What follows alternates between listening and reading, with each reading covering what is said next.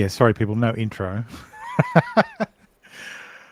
So, yes, we are here today to talk about the Twitter files.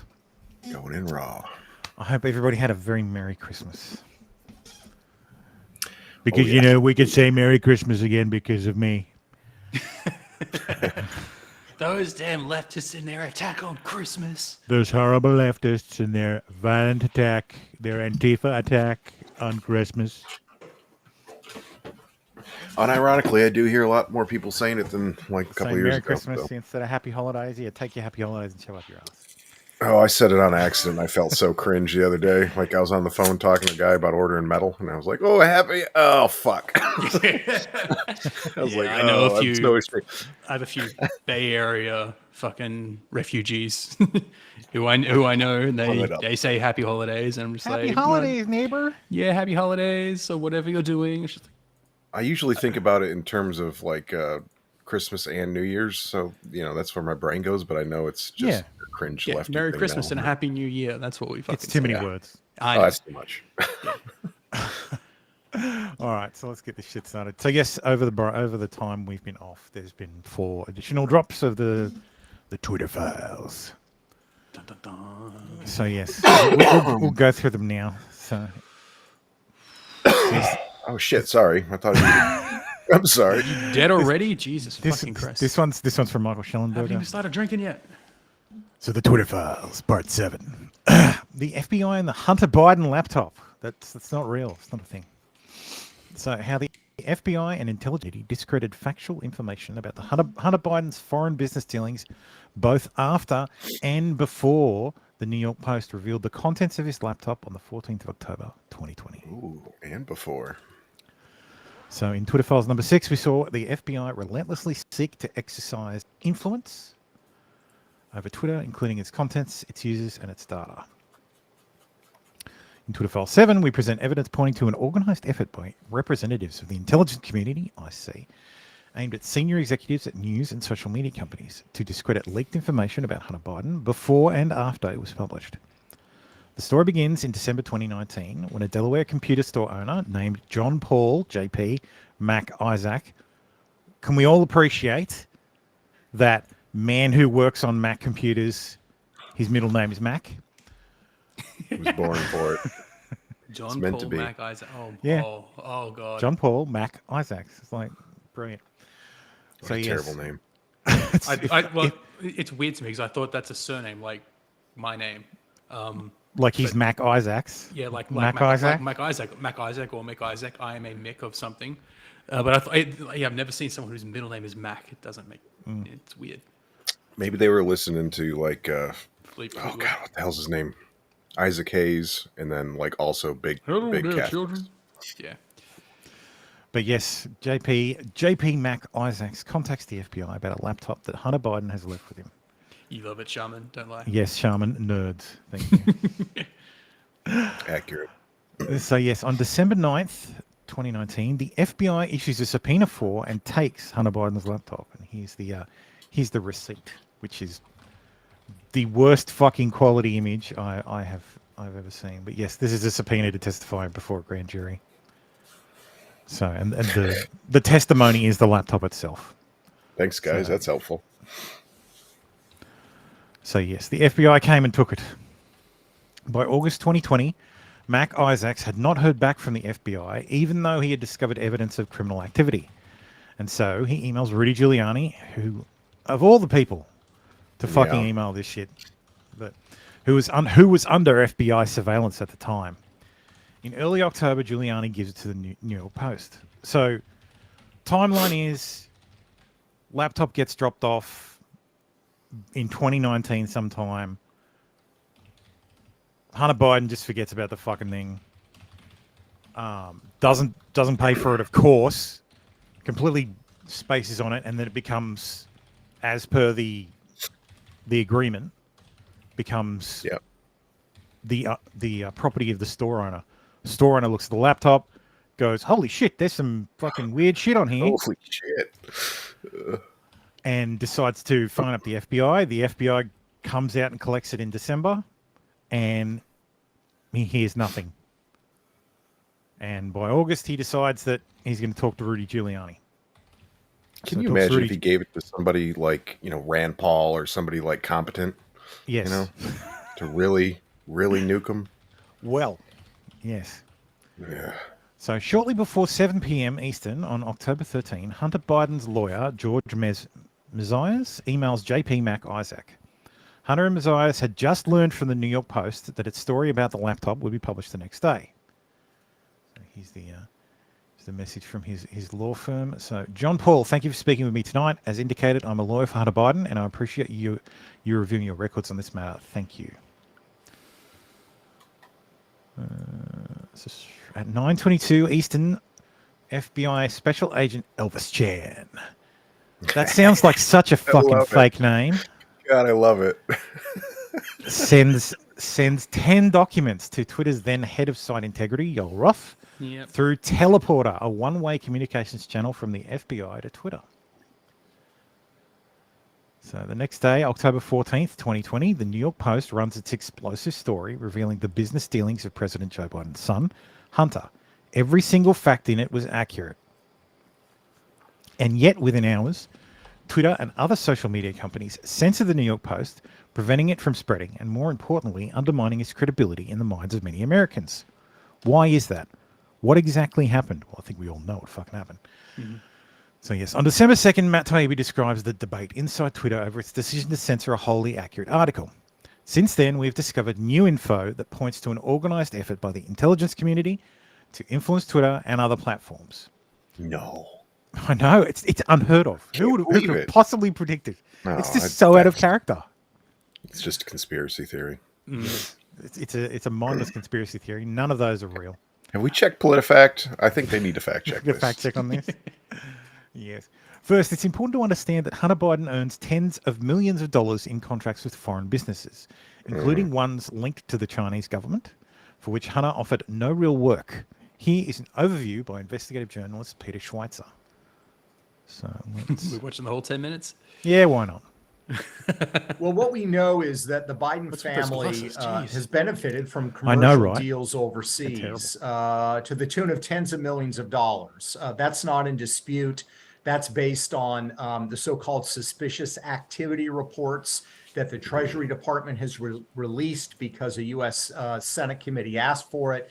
These documents show the flow of funds from Russian, Ukrainian, and Chinese sources, among others.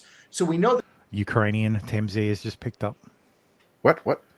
Zelensky, huh? He said Ukraine, so your ears would have perked up immediately. Oh, yeah. It's like they're corrupt or something weird. No, there's been a flow of funds. We also know that the people sending that money have very close relationships with the government. So in the case of China, for example, which I believe is the most troubling of the group of foreign donors. Yes. You can actually look on the Hunter Biden laptop and find the businessmen who secured these deals for Hunter Biden. There are four gentlemen. Yes, Buffalo. They had a direct line with the FBI, and it still took until Musk taking over to take down child abuse material. Yes, thinking exactly. Strange. Exactly. It's still not gone. It's still not gone. It's there. It's a very difficult thing to stop. That are named. If you look at those four gentlemen, each and every one of them has close ties to the highest levels of Chinese intelligence. So, for example, one gentleman who he calls the super chairman, at the same time. That's dope. I want to be a super chairman. Not just a chairman, I want to be a super chairman. That Hunter Biden secures a deal with him that translates into about $20 million. That same Chinese businessman is business partners with the Vice Minister of State Security in China, who is responsible for foreign recruitments. This has been reported in Hong Kong. This is not just Peter Schweitzer saying it. So you have the flow of funds. You have the flow of funds from foreign parties that are linked to the government and intelligence services. And then you have the third component of this, which is there's no discernible service or product or anything that Hunter Biden has brought to the table. So the question has to be asked, why are foreign actors like these four businessmen in China arranging deals worth tens of millions of dollars to the Bidens and not getting anything in return? And what's important to point out here is that Hunter Biden is the one who's the signatory on these deals, but the laptop also shows that money is fungible within the Biden family. We know that $2 million that arrived from China It's in the ended government. up with his uncle, James Biden. And we also know that Hunter Biden paid some of his father's bills while he was vice president of the United States. So I don't know about you guys, but I sure as shit don't pay my mother's bills. No. And she's sure as shit not president of the United States. Or vice president of the United States that I know about. Yeah, like Presidente. Isn't Joe richer than Hunter allegedly? Well, there's a question to be asked: that how does someone who's been a congressman for 10 years and then a senator for 20 or so make so much money? Well, look at. But I mean, you have to ask the same question of Nancy Pelosi, because I mean, I think she blows Jill out of the water, Jill Biden's a fucking teacher. So yeah. And I'm allegedly. I'm constantly hearing about she's how a professor aren't paid or some shit, but allegedly she's a glorified teacher. Yes, allegedly. I'm not sure. I've known a lot of college professors that were questionable as fuck. She's questionable, but I think she actually is. She does teach something. She's like a doctor of letters or something. She's a doctor of education. What the fuck does that mean? What is that? That sounds made up. Doctor of letters. Or is it letter? No, sorry, it is no. But it's not. She's not a medical doctor. No, she's some other bloody doctorate. She's not a PhD or an MD. She's an ED. Yeah, she has a doctor of education. Yeah, that's right. Yeah, I thought she was. This is not a Hunter Biden question. This is a larger Biden family question. Yeah, it doesn't sound real. Now, one of the things that I hear from Democrats is that they say, "Well, this is kind of common." No lie. If you were say a Russian oligarch or a Chinese businessman, and this guy came to one of your parties wearing those glasses, how heavily would you search this guy looking for a camera? Like, yeah, those things are fucking huge. And I'd be like, where is camera? What are those little white things glasses. on the side? Take his glasses. I'm sure they are listening device. They look like it. And look, the Trump family had all sorts of business dealings with Russia. Is that true? So the Trump family does actually have some deals in China, although they kind of were unwinding. And I raised questions about that and some of the finance deals that Jared Kushner was involved in the Middle East. And those need scrutiny. They need analysis. And by the way, they were scrutinized by the mainstream media. So that's a good thing. The Biden deals weren't, but there's also a crucial difference here in my mind. And that is the deals that the Trumps had with China. The one that really translated into money was a deal that Ivanka Trump had for the manufacturing of shoes and other things in her apparel line. That was a line started, 10, 15 years ago. My point being, those were actual legitimate businesses that predate any involvement in. You certainly need to watch them and be aware of them and take them into account. With the Bidens, we're not talking about that. Hunter Biden, after his father becomes vice president of the United States, suddenly decides he's going to go into international finance. Ill-defined. He has no background. He has no experience. And he's not doing deals in London or Tokyo. He immediately goes to Russia, China, and Ukraine for those very transparent countries that have strong laws about corruption. So yes, if you're ever an international criminal, just say you're in international finance. That seems for fair. Those deals. So I believe all foreign deals should be scrutinized, but you have to differentiate in my mind the difference between, say, Michael Bloomberg, who his company Bloomberg has major business dealings in China, which need to be watched, but that's a legitimate business. You cannot compare that to Rosemont Seneca Partners, which is frankly, in a large extent, a fictitious business entity.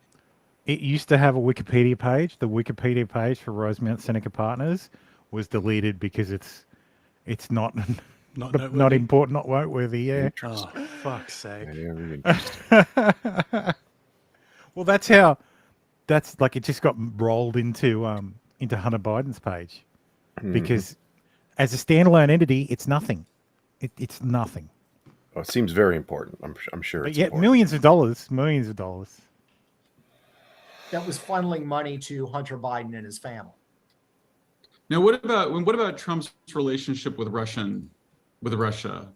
Well, there was no question. There were discussions, and there was a sort of verbal agreement to build a Trump Tower in Moscow, but there was no real exchange of money in that case. And again, I would say, look, that deserves scrutiny. But Donald Trump actually has built hotels and condos around the world. Certainly, it's not appropriate to be doing that. To be fair, a lot of what Donald Trump has done around the world is slap his name on buildings and hotels around the world. Yeah, not so much building anymore. No. He makes them huge. Which one what is it? Hey, Spectre.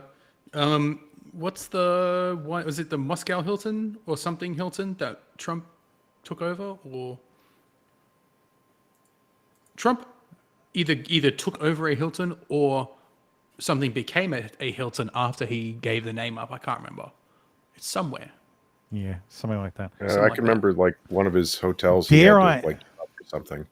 Dare I ask what Spectre is talking about? Do any of you guys know what the hell? I don't know. Let's not. I don't want to know what Spectre's You can leave that shit to while you're a candidate or president of the United States. Make a video and link it. But to somehow put that in a nefarious light when you're ignoring a business that has no history that predates your father being vice president of the United States, and you have zero track record in it, I don't think you can compare those two very effectively. Tony Bobulinski is credible because he provides the actual communications, the comms that took place. I've actually seen the BlackBerries and the phones where this correspondence took place, and it's very straightforward. Number one, Bobulinski released to the Senate and gave to the FBI correspondence that I've seen that shows clearly that they were not to discuss Joe Biden's involvement in the business. There are actual correspondence that Tony Bobulinski has with the business partners where they say, don't bring up the father's name, don't discuss the father in the context of the deals. The family's very skittish about it. In other words, the partners did not say he's not involved. Eliza, what's going on? There's a Chinese wall, so to speak, that divides him from these deals. It was, Eliza don't discuss it. And then you have correspondence when they're discussing a deal with CEFC.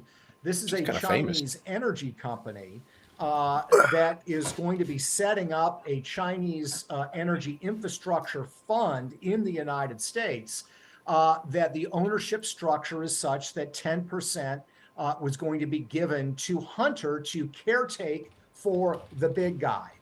There's lots of correspondence. I wonder who the big guy might be. I'm sure it's not, the vice president or soon to be president of the United States.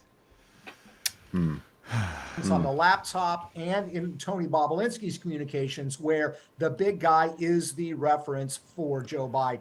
So that's the first thing to consider. It'd been funny if it was Obama. Is there is lots of evidence on the laptop. Oh, that'd be fucking hilarious. Hunter is actually is Obama's bitch. Yeah. Let me be clear. That. You work for me, Hunter. Oh yeah. That Joe Biden was familiar with his son's deals, and it's worth looking at kind of the evolution of what Joe Biden has said. When I first broke the story in my book, Secret Empires in 2018 about the Biden family's deals in China, the initial Biden response was, there were no deals. There's nothing to see here. This is fabricated. Then when it was confirmed that, okay, yes, there were deals in China, Joe Biden's position became, well, I never discussed those matters with my son, any of these business dealings. We now know, of course, that Joe Biden flew his son on Air Force Two to China, where Hunter Biden met with those Chinese business partners. And we also know on the laptop that, in fact, there are references to Hunter Biden saying to his business partners, I talked to my father about this deal, and he's going to help. So now they've shifted from saying going to hell? There were no deals, Joe Biden didn't know about the deals, to Joe Biden didn't benefit from those deals or did nothing to help these deals along. And my point is, this is what you need an investigation for. Look, we've got the transference of millions of dollars for no services rendered. Nobody's disputing that. We know the individuals who transferred this money have connections to foreign intelligence services. We know that Joe Biden and his son Hunter Biden are close. They communicate all the time. They're not estranged. And we know that there are questions about the posture that the Biden administration has assumed towards China. So my view has always been, this warrants investigation. I'm not saying a crime's been committed. I don't know. I'm not saying that Joe Biden is on the take from the Chinese. We don't know. But I do believe that this deserves serious investigation by a body like a congressional committee that has subpoena power. And it seems to me, if we are prepared to investigate Donald Trump based on an anonymous dossier, and by the way, at least the first 5 or 6 months, I supported that investigation. But if we're prepared to investigate that, Iran-Contra, Bill Clinton and Whitewater, this is much higher in terms of the threshold of evidence and information we have that warrants a look and warrants a subpoena power effort to find out exactly what is going on here. So yes, and yet during all of 2020, the FBI and other law enforcement agencies repeatedly primed Yoel Roth to dismiss reports of Hunter Biden's laptop as a Russian hack and leak operation. This is from a sworn declaration by Roth given in December 2020. Since 2018, I have had regular meetings with the Office of the Director of National Intelligence. Again, that's incredible. Why is the head of trust and safety at fucking Twitter meeting with the DNI? It's retarded. Department of Homeland Security, the FBI, and industry peers regarding election security during these weeks. What is industry peers? Like, is that the rest of the intelligence community? No, industry peers would be peers of Yoel. So the head of trust and safety at Facebook, at Microsoft. Like we saw emails between them. Other made-up positions. Yeah. No, those are the diversity, equity, inclusion departments. Same place.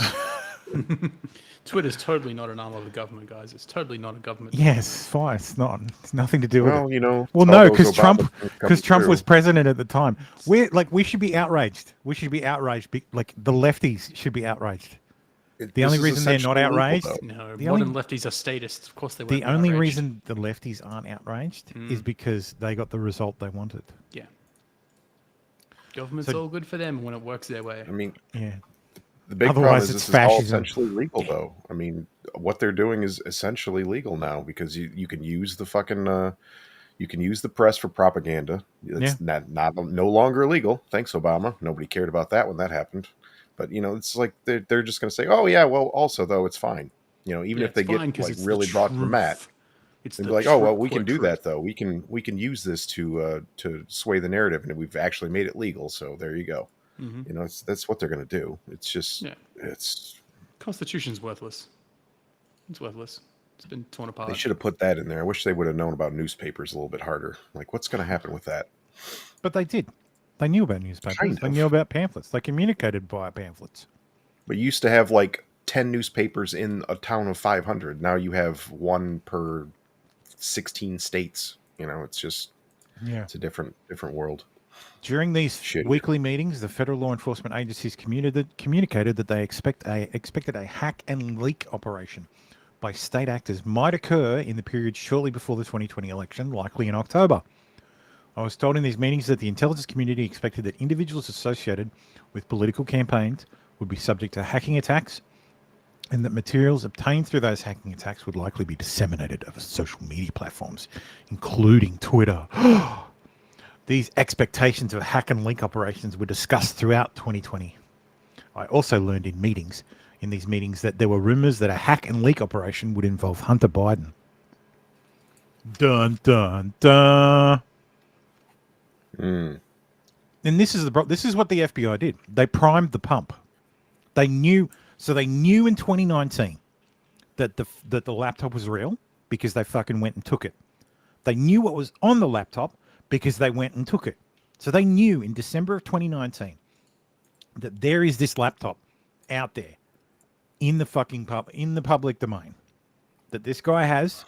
He feels strong about it that there's something hinky going on, and the FBI's taken it, looked at what's there, and gone, okay, just put it in a file somewhere.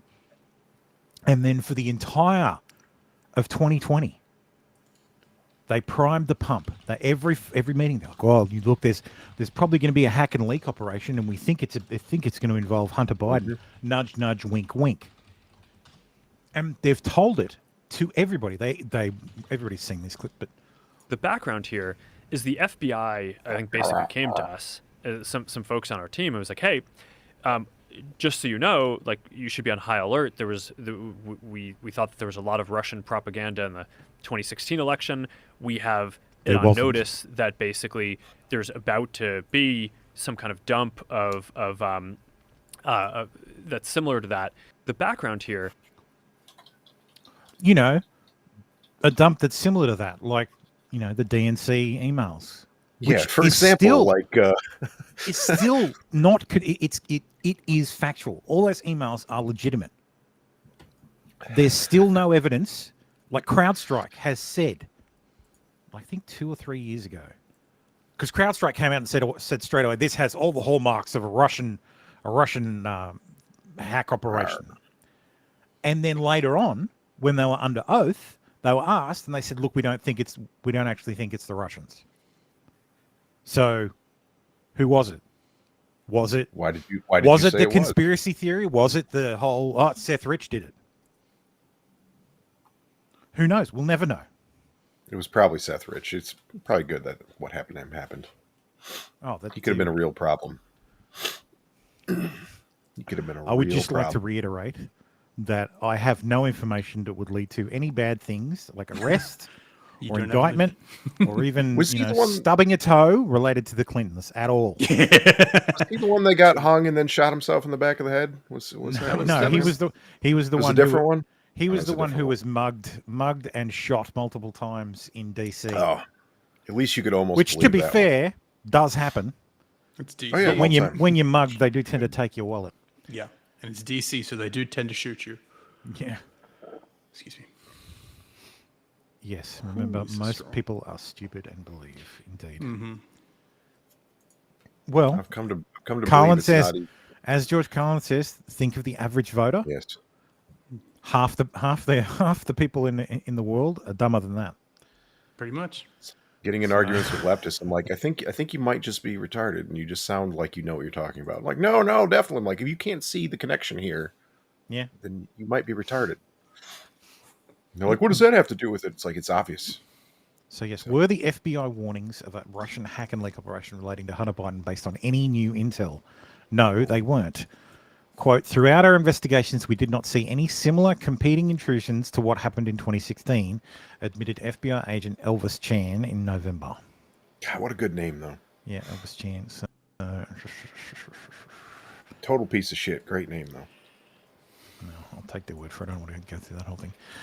Indeed, Twitter executives repeatedly reported very little Russian activity. On September 24th, 2020, Twitter told FBI it had removed 345 largely inactive accounts linked to previous coordinated Russian hacking attempts. They, quote, had little reach and low follower count. And again, this is the shit we saw. We saw the FBI saying, you need to take this account down and spreading misinformation to its 3 followers. I like they're thorough, though. I mean, you got to give them that. Yeah, had little reach and low follower count. Like, fucking hell. Your tax dollars at work. See, when I was saying we were on a list, I'm not joking. We're on a list. Yeah, well, we could joke now, like totally on a list. I say the wrong thing, and they're going to show up at my door. There's a fucking branch office like 30 miles away. In fact, Twitter debunked false claims by journalists of foreign influence on its platforms. We haven't seen evidence to support that claim by _NBC. Fucking dipshit, Ben Collins. NBC News. So, our review thus far shows a small-scale domestic troll effort. Oh. Out of an abundance of caution, I want to reach out to you about this news story. The second part of the article focuses on the hashtag DC Blackout campaign and its potentially being and its potential to be driven by foreign-controlled bots. Anything we should be aware of concerning this topic? Thanks. Regards, Elvis. We haven't seen any evidence to support that claim. Our review thus far shows a small-scale domestic troll effort that was amplified in some creative ways by real people, but not a significant bot or foreign angle. White nationalist group posing as Antifa called for violence on Twitter. Yes, I'm sure they were just posing as Antifa and it wasn't actually Antifa.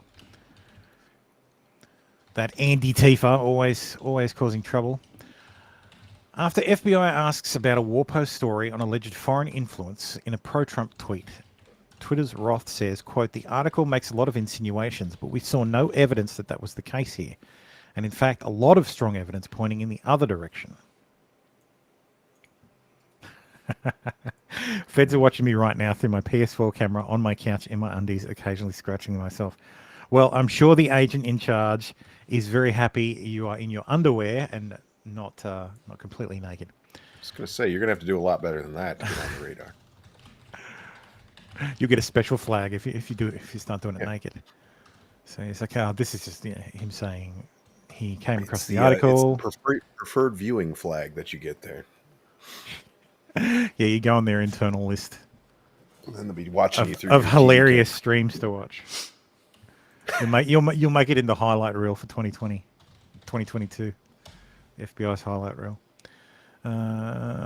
According to the article in the eve of the Republican National Convention, prominent African Americans challenged allegations of racism against President Trump and retweeted the following message to 22,000, I guess. Furthermore, the message amassed 39,000 likes within 19 hours after it's posted. Jeez. Small scale. I've been a Democrat my whole life. I joined the BLM protest months ago when they began. They opened my eyes wide. I didn't realize I became a Marxist. It happened without me even knowing it. I'm done with this trash. I'll be registering Republican. Yeah. Oh, that's nice. This stuff feels like astroturfing. Like they're targeting astroturfing from one side. Yeah. And of course, black voters are being targeted in a disinformation campaigns, echoing the 2016 Russian playbook. Oh, that goddamn Candace Owens. Does anybody remember the Russian playbook 2016? The ridiculous memes that convinced no one to vote for anything other than not jerking off. I never like really Jesus saw doesn't want any you to of them. jerk off. Like these were Facebook memes. They were fucking lame as. Like they convinced no one. Is that from the $4,000 that Russia spent on social media? The overall $120,000 of social media ad buys across all social media platforms. Yeah. $120,000, and they expect us to believe that it swung the election in Trump's favor, and not that Hillary was a decidedly terrible fucking candidate. Oh yeah, yeah, I remember that. Everybody everybody targeted me for pointing that out just by saying, "Show me how many votes were flipped." Yeah, everybody at work targeted me for that. Yeah, I got branded as a Trump supporter, Trump voter for that, even though I wanted Sanders at the time. But they don't fucking listen. That's right. And how exactly? And that's exactly right. How many votes? Trump voters were Sanders voters? Yeah. Like, there's a shit ton of Bernie bros who flipped, who said "fuck you" to the Democratic Party, and pulled the lever for Trump. And there's another fuck ton, like the other half, just didn't vote. Just went, I'm not voting for Hillary. Full stop. No, do you know how much I wish we pulled a lever still? Different kind of lever. Yeah. It's a metaphorical lever. Yeah. So yes, it's not the first time that Twitter's Roth has pushed back against the FBI. Once or twice, great. In January 2020, Roth resisted FBI efforts to get Twitter to share data outside the normal search warrant process.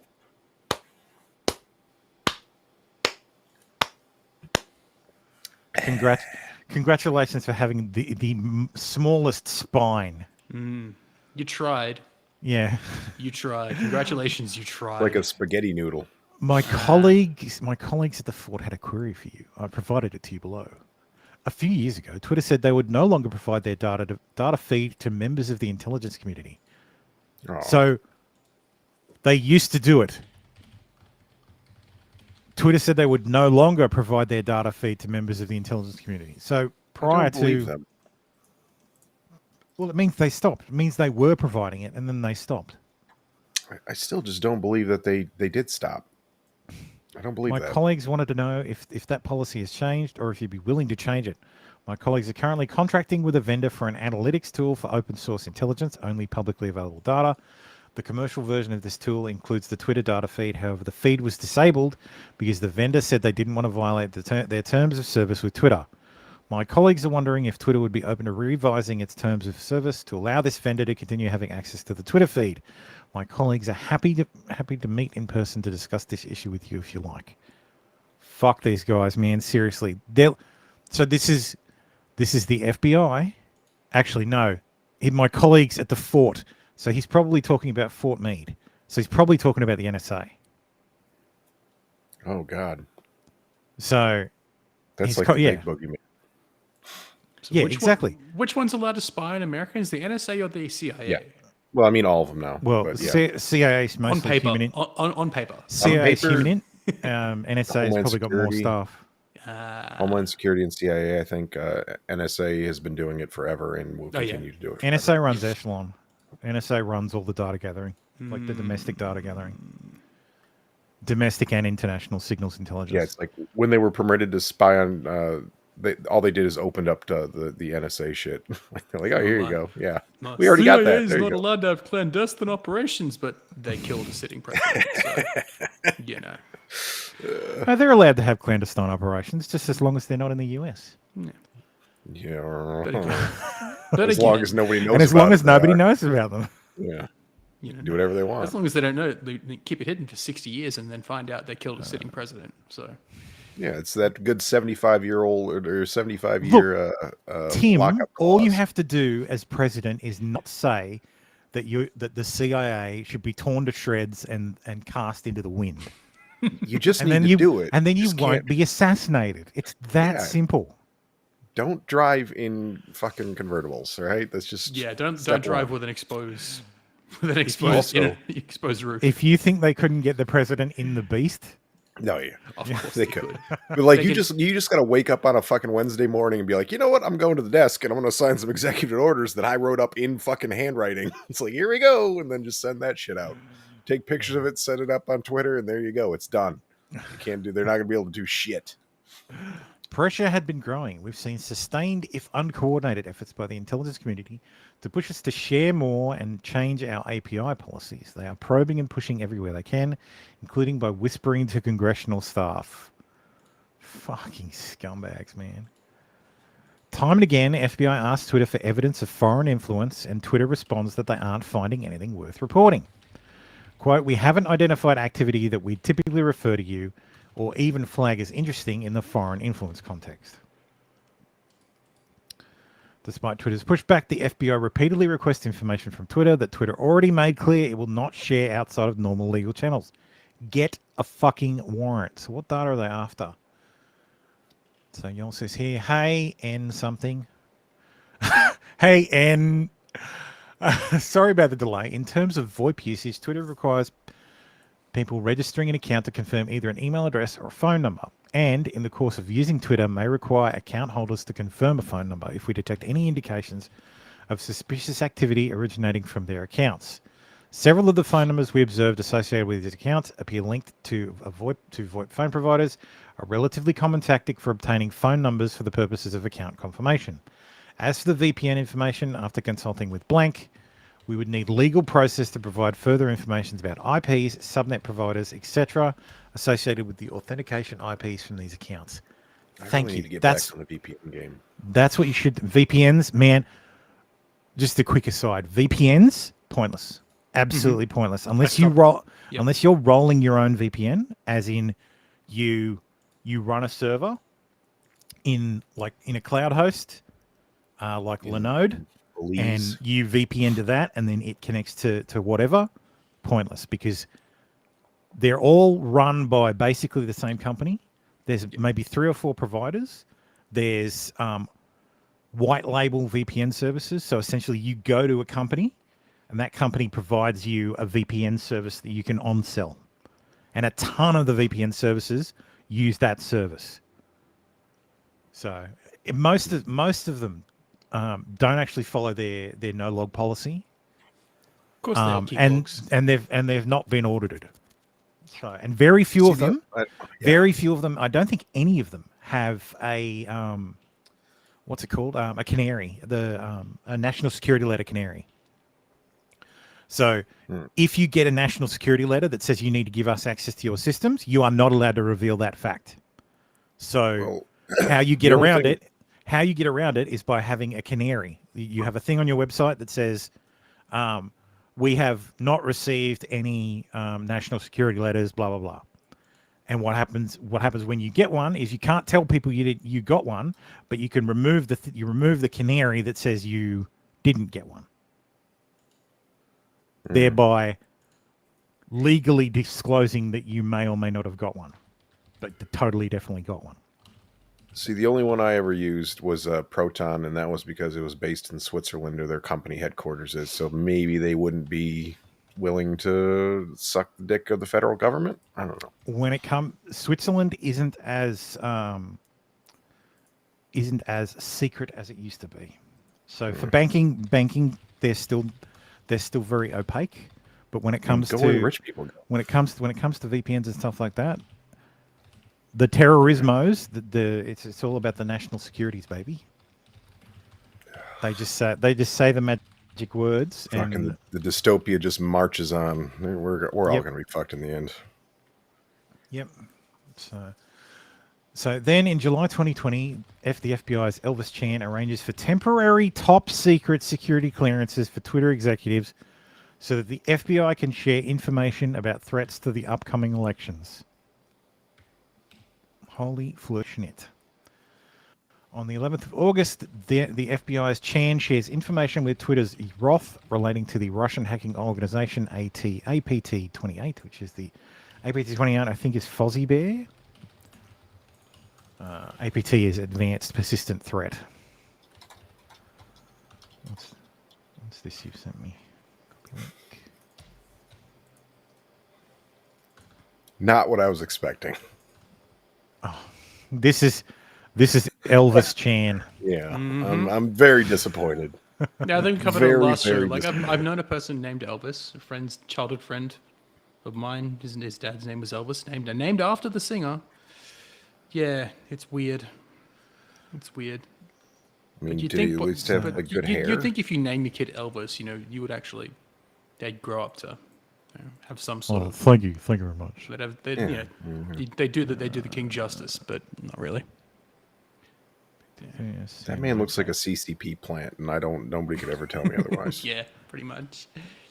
So recently, Joel Roth told Kara Swisher, who isn't on Twitter anymore, that he had been primed to think about the Russian hacking group APT before news of the Hunter Biden laptop came out. When it did, Roth said, "It set off every one of my finely tuned APT28 hack and leap campaign alarm bells." Did it. We learn about DC leaks, and we learn about the intersection between APT28, a unit of Russian military intelligence, a hacking group, and so the morning of the Hunter Biden story in the New York Post happens, and it was weird. Fancy Bear, sorry, not Fuzzy Bear. We didn't know what to believe. We didn't know what was true. There was waka waka. And ultimately, for me, not your job to know what is true. It didn't reach a place where I was comfortable removing this content from Twitter, but it set off every single one of my finely tuned APT28 hack and leak campaign alarm bells. So it looked possible. Finely tuned. And how were his alarm bells tuned? The FBI spent a fucking year priming the pump. Mm-hmm. So they went to every single social media organization and had them psychologically primed to do exactly what they wanted them to do when this thing was eventually going to leak. And the FBI knew. So the FBI had Rudy Giuliani under surveillance in August. So they knew this guy had communicated with Giuliani. So Mac Isaacs had sent him the information about the Hunter Biden laptop. So they knew Rudy Giuliani would have it, and they knew Giuliani gave it to the Post. Because if they're surveilling him, that means they're up on. If they're doing it properly, they know who he's talking to. They know what he's saying to them and where he's going. So they've got him covered. So they knew all this was happening. Meanwhile, they've spent the entire year priming the pump so that all the social... And I guarantee you what went on at Twitter, went on at Facebook, went on at Microsoft, went on at every social media company of note. In August 2020, FBI's Chan asked Twitter, does anyone there have top secret clearance? When someone mentions Jim Baker, Chan responds, I don't know how I forgot him. An odd claim given Chan's job is to monitor Twitter, not to mention that they work together at the FBI. It's so fucking suspicious too. Like, if only there was someone in your organization who still had top secret clearance, like maybe an ex-FBI lawyer. Wait, yeah, you're right. Jim Baker does work there. Oh, how could I have forgotten that? How stupid. Like, fucking hell. They really fucking, we're all retarded. And apparently, the people at Twitter are retarded. They are retarded. Of course they are. Because they're like, they've been drinking their own fucking Kool-Aid forever. They live in the well, Bay I'm sure Area. that I'm sure a lot of them, like Yolroth especially, is one of the types that thinks he's one of the smartest, thinks he's the smart person in the room. This is basic Bay Area stereotypes at this point. San Fran, we can think all things they are the Stereotypes are absolute stereotypes cream for a of the reason. crop. Exactly. They all think they're the absolute cream of the crop and they're the most enlightened and forward-thinking people on the planet. They're fucking not. Yep. So who is Jim Baker? He's the former general counsel of the FBI from 2014 to 2018 and one of the most powerful men in the US intelligence community. Baker has moved in and out of government for 30 years, serving stints at CNN, Bridgewater, a $140 billion asset management firm, and the Brookings Institute. Oh. Let's have a look. So yes, so he was going backwards. So he was Deputy General Counsel and Vice President of Legal. He was a member of the board of directors at Enable. He was the principal at JKV Advisors, so that's his company, I'd say. He was a policy director at the R Street Institute, so one of those fucking lobbying firms or think tanks. The R Street Institute. Let's find out. I'd say it's a think tank. Made up garbage. Yeah, quote unquote non-partisan think tank. Yep. He's a legal analyst at CNN. He was senior strategic advisor at the FBI, general counsel at the FBI. Before that, he was associate general counsel at Bridgewater Associates. Then before that, he was the associate deputy attorney general for DC. Before that, he was general counsel for national security at Verizon. Before that, he was counsel for intelligence policy at the U.S. State the Department of Justice in the National Security Division. He was an attorney advisor at the Department of Justice. Before that, he was a trial attorney at the Department of Justice. And before that, he was a federal judicial law clerk. This guy has been balls deep in the deep state, balls in the deep state. You mean the deep state's been balls deep in him? The deep state's been balls deep in him for 30 years, yes. He's just been in and out of the deep state over and over up and down. Seriously, this guy's my worst nightmare. Like, he likes like a literal flesh demon. Like, Jesus Christ. Literal goblins. Let's not sing the song again. Yeah, let's do it. Thank Christ Elbow hasn't got that. As general counsel of the FBI, I thought it was just me. Baker played a central role in making the case internally for an investigation of Donald Trump. Because of course he did. Baker wasn't the only senior FBI exec involved in the Trump investigation to go to Twitter. Dawn Burton, the former deputy chief of staff to FBI head James Comey, who initiated the investigation of Trump, joined Twitter in 2019 as director of strategy. As of 2020, there were so many former FBI employees, BU alumni, working at Twitter that they had created their own private Slack channel and a crib sheet to onboard new FBI arrivals. What is BU? Bureau. Bureau. Bureau to Twitter. From the BU to Twitter. Okay. Yeah, that's why it's Thing Bureau Twitter. So climate survey. Are you from the FBI? Well, here's no, we're from the BU. We're from the BU, man. Guide. From the BU. Yeah. That sounds like a British from the Bureau TV drama. Well, they talk about being from the Bureau. From the Bureau, yeah. Efforts continued to influence Twitter's Yoel Roth. In September 2020, Roth participated in an Aspen Institute tabletop exercise on a potential hack and dump operation related to Hunter Biden. The goal was to shape... And again, this is where they continue to prime the pump. I bet they just fucking to get you to fucking strings. associate. Like, we'll go through that. This is fucking hilarious. The goal was to shape how the media covered it and how social media carried it. Oh, Mr. Roth, you're really good at this. You have a real knack for sussing these things out. You should. This is really impressive, Mr. Roth. Oh, thank you. Yes, I am good at this. It's like, fuck, this Douchebag. No understanding of manipulation. I prefer Dewey, Cheatham and Howe. Dewey, Cheatham and Howe is a great law firm. It's also a great accounting firm. So yes, this is a tabletop scenario. So nerds at think tanks will come up with scenarios and run through them in a working group, which is just a reason for a bunch of weirdos to sit in a room and game out a scenario. Yeah, so this is without any actual input of people who know what the fuck they're talking about. Except this time, it has a second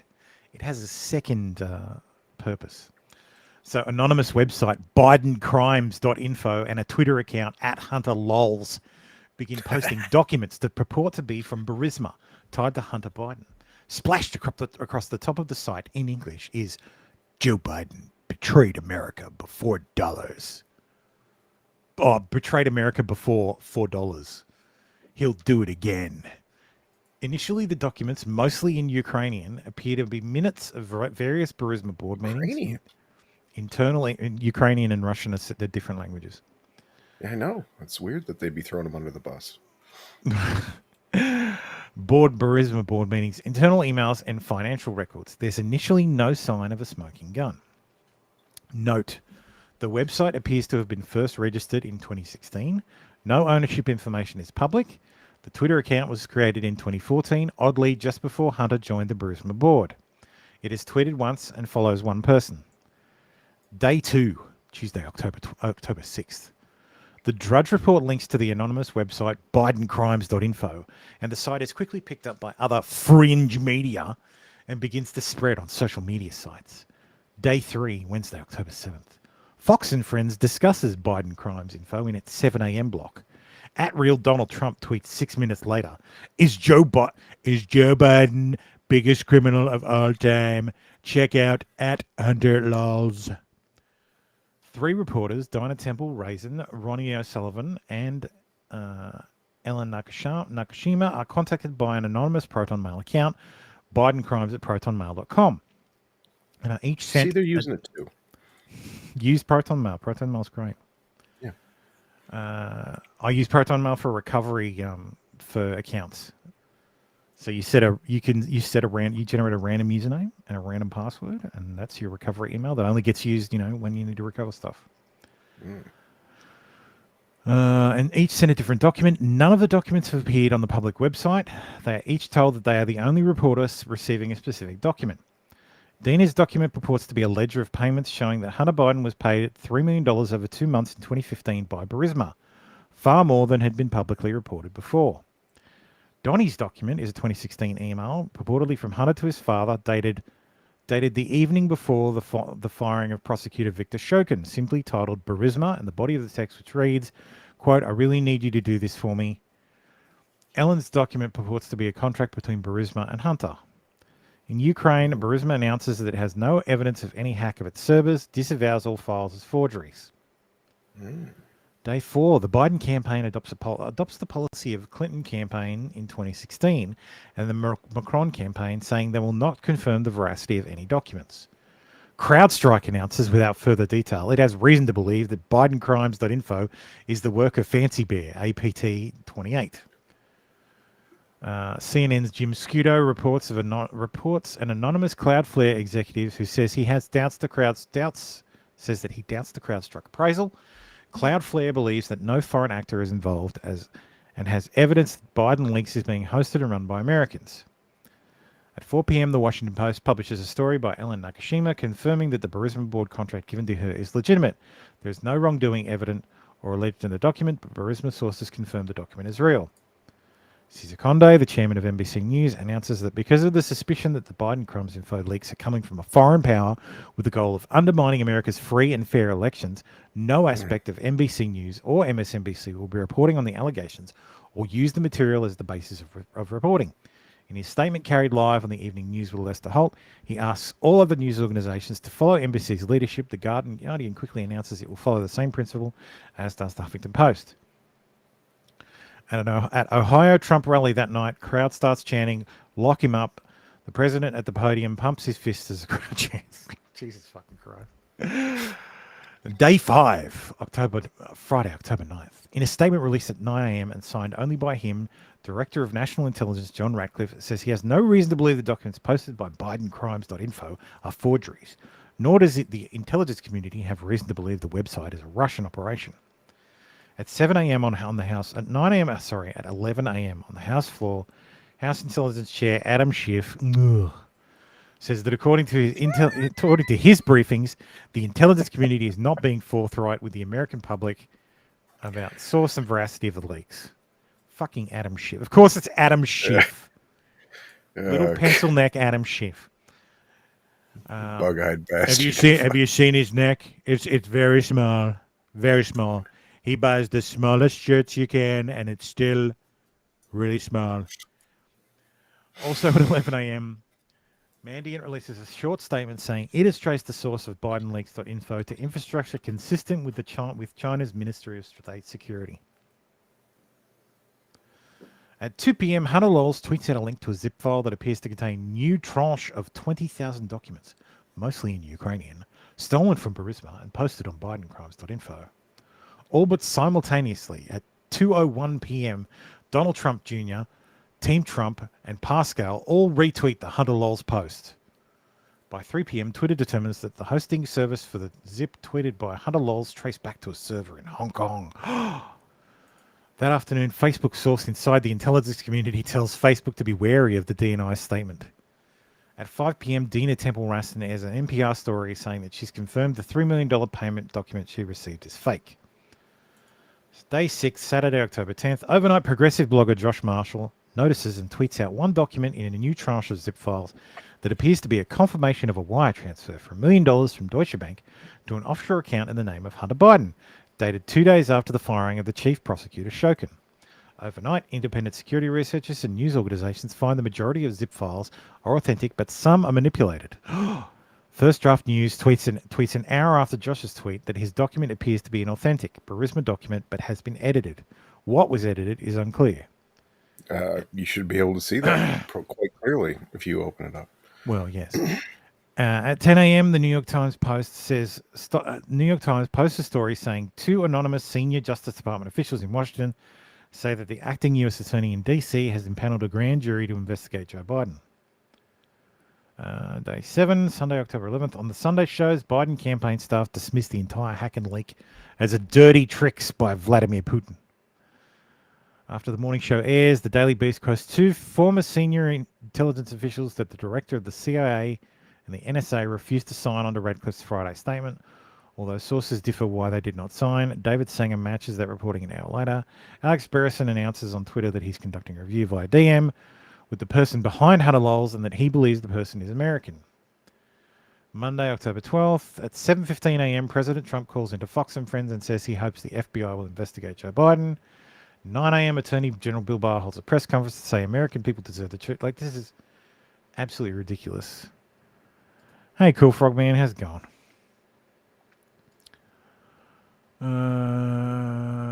So Attorney General Bill Barr holds a press conference to say the American people deserve truth, and he's instructed the FBI to verify the allegations of Joe Biden and Hunter Biden's corruption.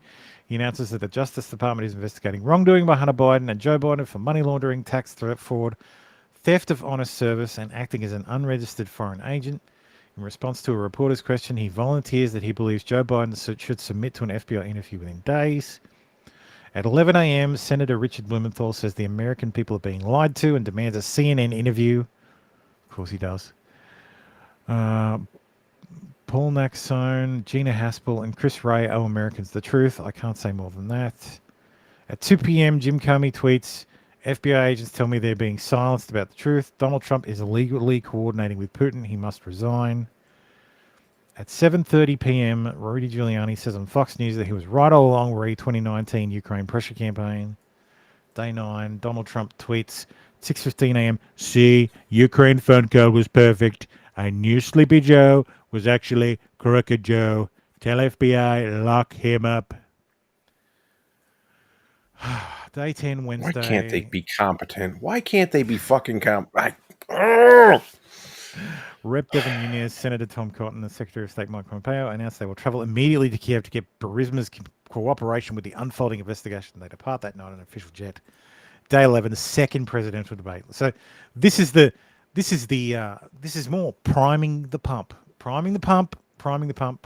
so that anything about Hunter Biden becomes, it's Fancy Bear and it's a Russian operation. Like, the terrible New York Post, the partisan New York Post has fallen for this Russian disinformation campaign. We need to stop the New York Post to protect, the American democracy or some bullshit. So the organizer of this little exercise was Vivian Schuyler, the former CEO of NPR, former head of news at Twitter, former general manager of the New York Times, former chief digital officer of NBC News. Attendees included Meta/Facebook's head of security policy and the top national security reporters for the New York Times, WARPO, and others. Again, this is how they do it. This is how they fucking get the media to do their bidding. Yeah, they can't order them. If they know what's coming, all they have to do is use suggestion. Exactly. This is the exact kind of shit you would do if you were a con man trying to get these people to do what you wanted in a situation you engineered yourself.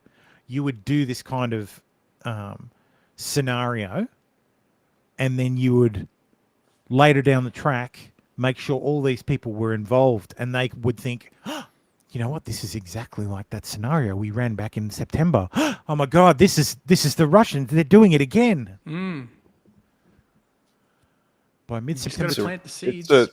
It's a rather important counter, though, to the like a lot of leftists and people like who don't believe shit be like, well, like why would they? That seems really like that's extremely complicated and convoluted. Why would they do that? I'm like, you're talking about the fucking CIA and the NSA and like deep government aid. Yes, they're not going to be obvious about it. I'm sorry, they're gonna cover their tracks. It's what they fucking do.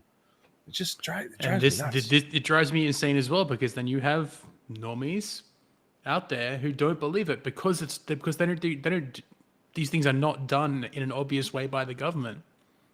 It's big. I'm trying to sorry, alcohol's kicking in. Let me figure out how to phrase that properly.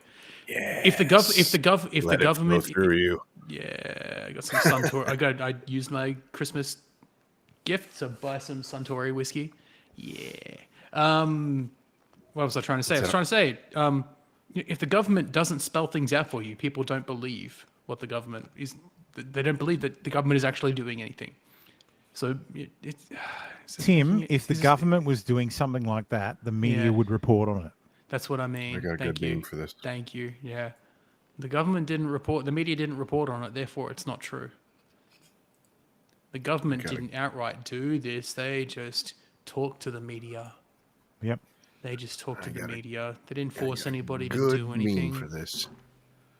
So by mid-September 2020, Chan and Roth had set up an encrypted messaging network so employees from from FBI and Twitter could communicate. They also agreed to create a virtual war room for all the internet industry, plus the FBI and Office of the Director of National Intelligence. I put a meme in the Discord chat. If you share or don't, I don't care. I just think it's funny. In the show chat.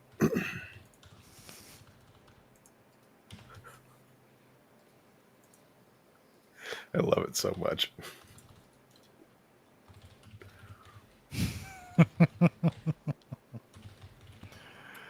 Yes. Exactly what it's like, though. That's what it is. Without government, how would we wipe our asses? Indeed.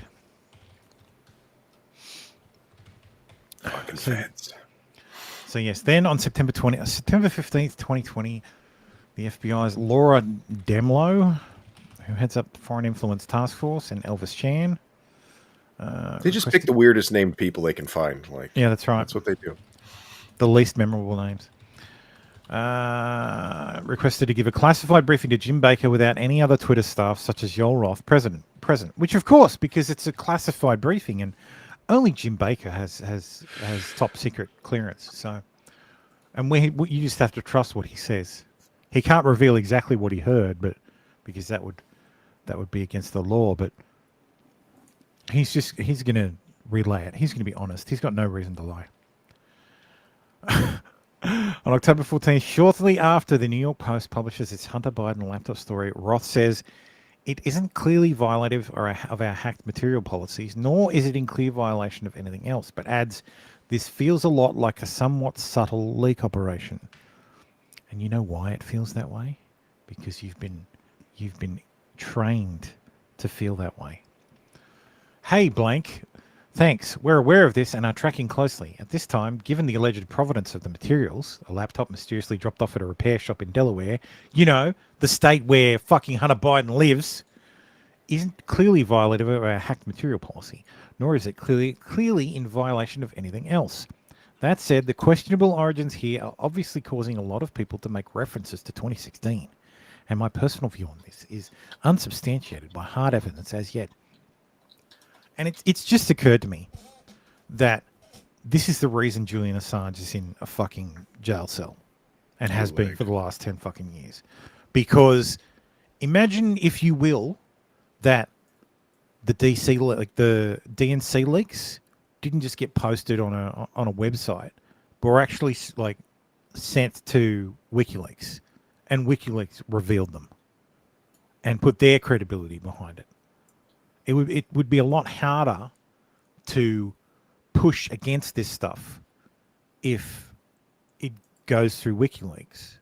But now that you've discredited WikiLeaks and basically rendered it worthless, now you have to go through the mainstream media. So, well, yeah. I mean, WikiLeaks existed because the mainstream media wasn't doing what they were supposed to in the first fucking place. So, you know. So in response to Roth, Baker repeatedly insists that the Hunter Biden materials were either faked, hacked, or both, and a violation of Twitter's policy. Baker does so over email and in a Google Doc on October 14th and 15th. One additional comment: I've seen some reliable cybersecurity folks question the authenticity of emails in another way, i.e. there's no metadata pertaining to them that have been released, and the formatting looks like they could be complete fabrications. Yeah, I saw people saying that too. They weren't. Like, of course the formatting looks weird. It's a fucking dump. I'm struggling to understand the policy basis, marking this as unsafe. Blah, blah, blah. Will we also mark similar stories as unsafe? This looks like a... Privilege is confidential. I support the conclusion that we need more facts to assess whether the materials were hacked. At this stage, however, it's reasonable for us to assume that they may have been, and that caution is warranted. There are some facts that indicated that the material may have been hacked, while there are others that indicated the computer was either abandoned and or the owner consented to allow the repair shop to access it for at least some purposes. We simply need more information.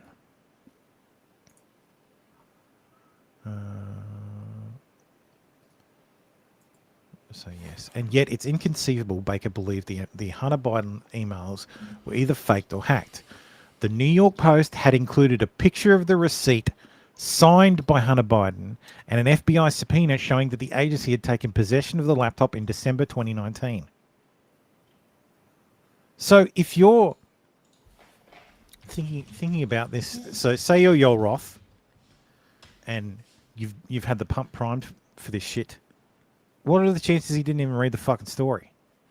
Because if he'd read the story and seen literally the fucking subpoena for the laptop, surely you would pick up the phone and call Elvis and say, hey, this article has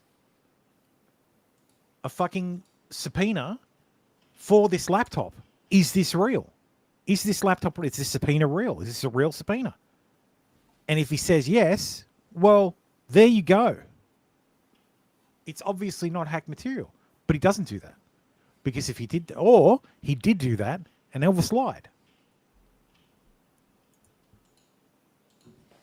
As for the FBI, it likely would have taken a few hours for it to confirm the laptop had belonged to Hunter Biden. Indeed, it only took a few days for journalist Peter Schweizer to prove it.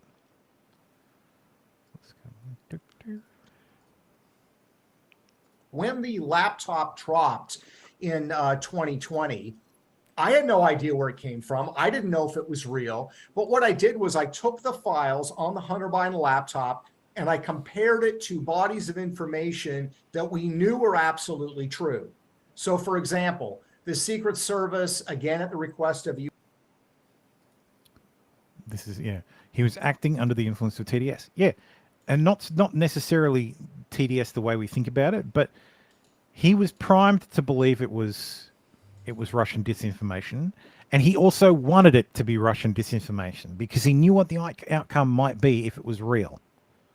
So everything in his body was like, no, this has got to be fake. This has got to be fake because if this is real, this might mean another 4 years of Trump. And we know from polling done after the election that something like 8% of voters who voted against Trump and 8% of Biden voters that were polled said that if they'd known about the Post story, they would have voted for Trump, or they wouldn't have voted. Maybe I thought it was 8, maybe it's 17, possibly, maybe it's more than that. But you are right. Like, who knows? But there was enough. Like we're talking, like despite the Biden won by 88 million votes. No, he didn't win by 88 million votes. Most of his margin in the popular vote came from fucking California.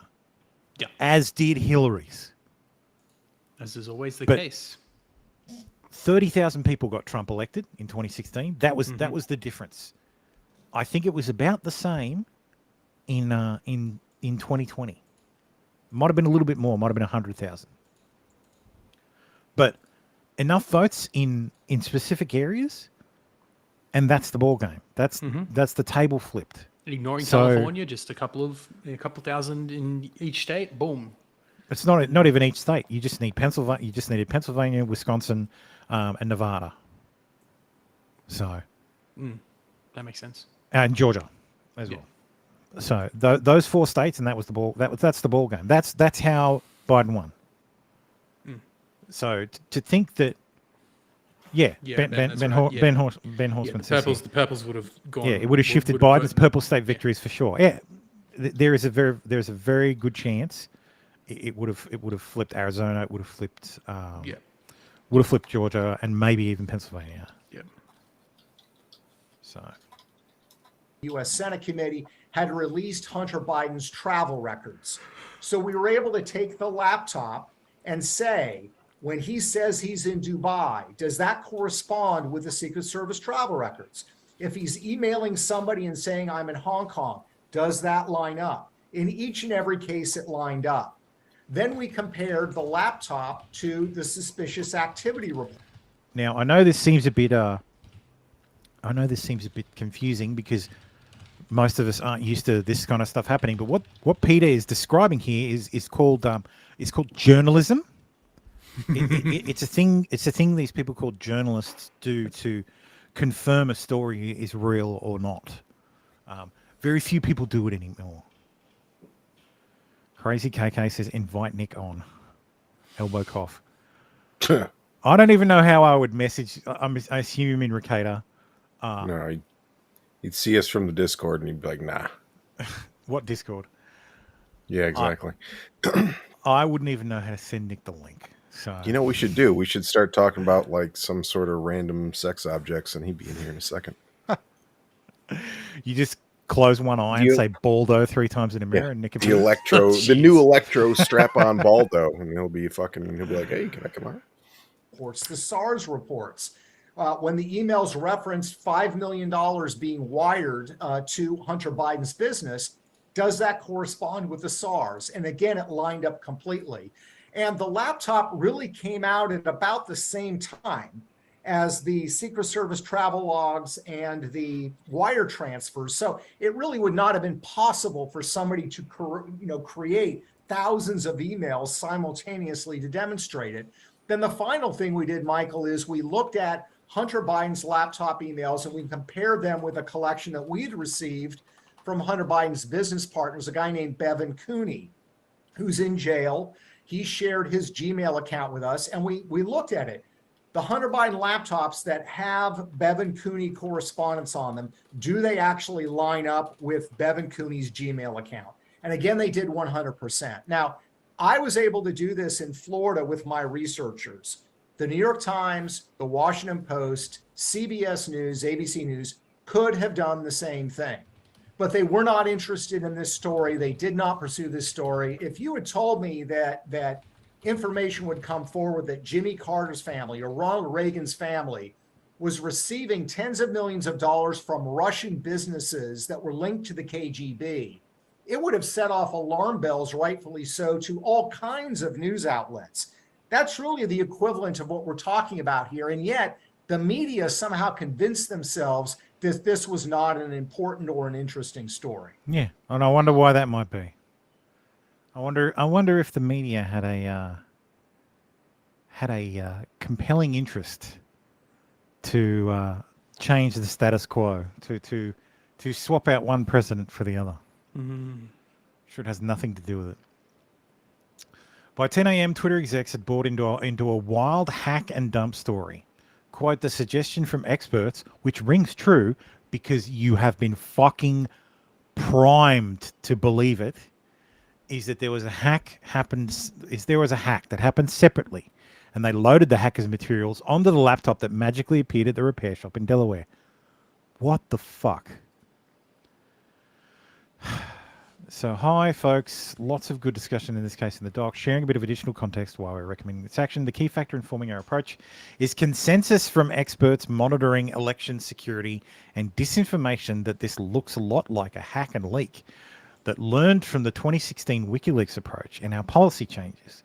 The suggestion from experts, which rings true, is that there was a hack that happened separately, and they loaded the hacked materials onto the laptop that magically appeared at a repair shop in Delaware and was coincidentally reviewed in a very invasive way by someone who coincidentally then handed the materials to Rudy Giuliani. Reviewed in a very invasive way. He cloned the fucking system. That's not an invasive process. That's how the FBI does it. Given the severe risks we saw in this space in 2016, cough, cough, Trump's election, we recommend a warning plus de-amplification pending further information. If additional information emerges that establishes the origins of the material more conclusively, we could either reverse this action and remove the warning or escalate our enforcement should it cross the line into the hacked materials. We recognize that the product experience of warning labels is less than ideal, and we'll surface that feedback with the experience team again. Blah, blah, blah. Fuck these people, man. Seriously. At 3:38 p.m. that same day, October 14, Baker arranges a phone conversation with Matthew J. Perry at the Office of the General Counsel of the FBI. His old job. Wonder what's going to be discussed on that phone call. The influence operation persuaded Twitter execs that the Hunter Biden laptop did not come from a whistleblower. One linked to a Hill article based on a Warpile article from October 15th, which falsely suggested that Giuliani's leak of the laptop had something to do with Russia. Intelligence officials warned Trump that Giuliani was a target of Russian influence campaign report. White House was warned Giuliani was target of Russian intelligence operation to feed misinformation to Trump. This is called information laundering, story laundering. So the Washington Post reports it, and then the Hill reports on the report. And then someone at Twitter can say, oh, look, we've got two reports. We've got two articles that say the same thing. It must be true. There's evidence that FBI agents have warned election officials of foreign influence with the primary goal of leaking the information to the news media. This is a political dirty trick used to create the perception of impropriety. In 2020, the FBI gave a briefing to Senator Grassley and Johnson, claiming evidence of, quote, Russian interference into their investigation of Hunter Biden. The briefing angered the senators, who say it was done to discredit their investigation. Quote, the unnecessary FBI briefing provided to the Democrats and liberal media the vehicle to spread their false narrative that our work advanced Russian disinformation. Notably, then FBI General Counsel Jim Baker was investigated twice in 2017 and 2019 for leaking information to the news media. Quote, you're saying he's under criminal investigation, that's why you're not letting him answer, Meadows asked. Yes. And this is fucking common. The FBI leaks to the media to build narratives, to build a public narrative about something. This is really hurting. It's really adding to this ever-evolving theory of mine that it's now gone from malice to these people are just morons. Like, you read their Slack channels and it doesn't, you'd have to be really deep in your character to be constantly doing this everywhere. And all these internal emails, these people are just idiots. And they're being played like a fiddle. That's what's happening. Well, what is it? Never attribute to malice. Never attribute to malice that which can be easily attributed to incompetence. Mm-hmm. Unless it's coming from the FBI. Yeah, in which case it's always malice. In the end, the FBI's influence campaign aimed at executives at news media, Twitter, and other social media companies worked. They censored and discredited the Hunter Biden laptop story. By December 2020, Baker and his colleagues even sent a short note of thanks to the FBI for its work. Thanks, Angela. I'll sign as well. Would Scale please prepare a draft for Sean and me to look at? Also, we should be mindful that the letters could be leaked and will be subject to FOIA. So we should be prepared. We should prepare them with that expectation in mind. Fuck you, Baker. Yeah. Make sure you don't put anything real important in there. Well, that's a lot of the reason I think they're like, oh, let's meet. We'll do it in person. Let's have a phone call. No, everything in writing. And it's the Barnes method. Nothing in writing and strictly in cash. Wise man. FBI's influence campaign may have been helped by the fact that it was paying Twitter millions of dollars for its staff time. Quote, I am happy to report we've collected $3,415,323 since October 2019, reports an associate of Jim Baker in early 2021. And the pressure from the FBI on social media platforms continues. In August 2022, Twitter executives prepared for a meeting with the FBI, whose goal was, quote, to convince us to produce on more FBI EDRs. EDRs are emergency disclosure requests, i.e. a warrantless search. In response to the Twitter Files investigation, Twitter Files revelation of high-level FBI agents at Twitter, Jim Jordan said, I have concerns about whether the government was running a misinformation campaign operation on we the people. Anyone who read the Twitter Files, regardless of their political orientation, should share these concerns. Mm-hmm. Yes, they should. So yes, that was part 7. I need to crack my jaw. Does anybody saw these on any media? So which major ones? Medias? Any of the Twitter Files? Anything? I don't watch news. I don't follow any media. Yeah, me neither. Thermite does though. He watches. He knows. Not really. I've not seen a. I don't think they have to be obeyed because the R in EDR is request. So. Is that the executive blah blah blah? Emergency data requests. So that's where the government says, "Hey, give us your info." Yeah. Fucking monsters, all of them. Yep. Mm-hmm. Okay. So, I didn't think reading part of the first one would take this long. So yes, Twitter Files part 8. No, I know. I'm an idiot. I should have known. What the fuck is wrong with you? Huh? Who are you? You were hoping I didn't show up, weren't you? No, I was hoping everybody would show up. What happened? Sorry, what happened? I didn't think reading one of them would take an hour and a half. Oh, Twitter files, going part all 8. night, You've been streaming with us long enough to know that this really. Yeah, I know. This I'm should have been fucking taking weirdo. like Should've- 5 hours to get through. I that. should have known. I thought I'll just do a quick stream. I'll read it. An hour and a half is blow actually through them. pretty fucking quick. Yeah. So yes, Twitter files part 8. How Twitter quiet. So this is Lee Fang. Lee Fang works for the Intercept. He's actually a very good reporter. He's a leftist. So I have a question though, just before we start, because you'll know the answer. Who the fuck is deciding who gets the Twitter files? Is just Elon just being like, Elon. "Oh, here's you today"? Yeah. So Interesting. Elon's But shouldn't there be like shouldn't he like reply and say like, "Yes, this is legitimate"? Like, I just don't. It's weird. Well, these guys are trusted journalists. So Are they? The Intercept is Greenwald's outlet, isn't it? Or was Greenwald's yeah, outlet? it was Greenwald's outlet till he was pushed out. Yeah. But Lee Fang reports on national security stuff. Like he reports on the intelligence community. So I think he's independent, but he's done work for the Intercept. I mean, they just don't like. Where did he get? This Everybody's stuff? got. They've all got Substacks. I think like that's what it is. They're all Substackers. So I'm sure Twitter files part 22 will go to Taylor Lorenz. So yes, how Twitter quietly aided the Pentagon's covert online PSYOP campaign. Despite promises to shut down covert state-run propaganda networks, Twitter docs show that the social media giant directly assisted the US military's influence operations. Twitter has claimed for years that they make concerted efforts to detect and thwart government-backed platform manipulation. Here's Twitter testifying to Congress about its pledge to rapidly identify and shut down all state-backed covert information operations and deceptive propaganda.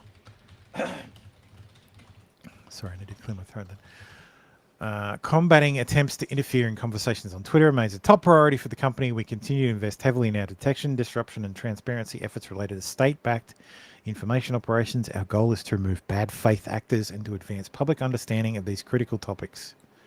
I would just like to point out, bad faith actors. You want to talk about bad faith actors? Twitter doesn't remove government? this. No, this guy. So Okay. this guy's Rossini. His Twitter account is weird as fuck. He pretends to be a billionaire. I can find no information on him. I found no reporting on him. He says he's an investor in fucking everything. He's got an old school check. He's got an old school check mark. So Twitter verified him.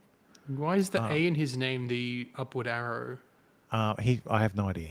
Because he's that edgy, is it. man. Yeah, that He's that got is right. Asian characters. That's literally Raishini. That's actually his name in Japanese. But I don't Yeah. get the styling and everything. I don't. You fucking weeb. That's basic shit. I know. Like I can read that script. Like I know am I the wrong guy? that's what they use when they. Like it's like putting shit in bold in English. Like Yeah. you know, so I know what that. I know I can read that, but I can't do anything else. I just learned that from playing games and shit. But you follow enough. You follow enough VTubers, you'll figure it out.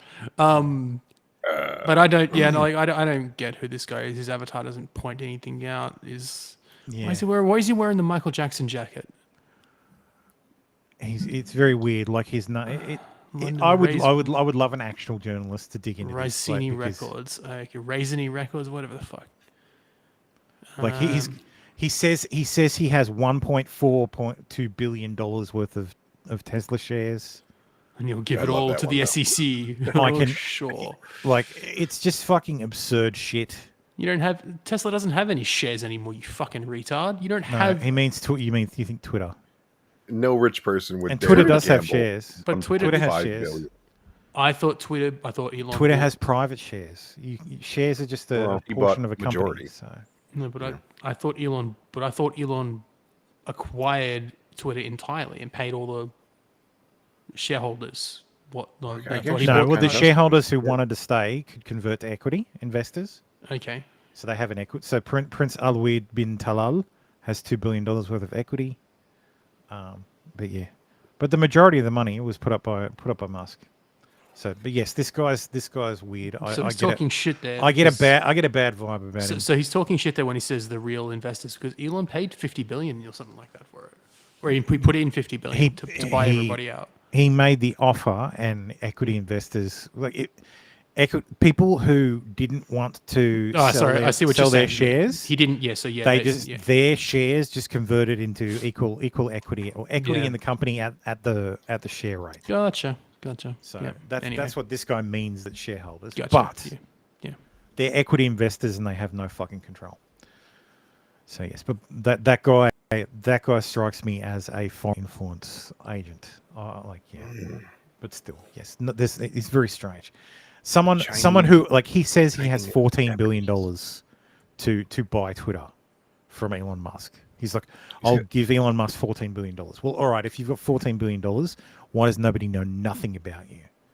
Because if there's people we know lots about, it's billionaires. Billionaires have basically no privacy when it comes to how much they have, how much they earn, where they live, what properties they own.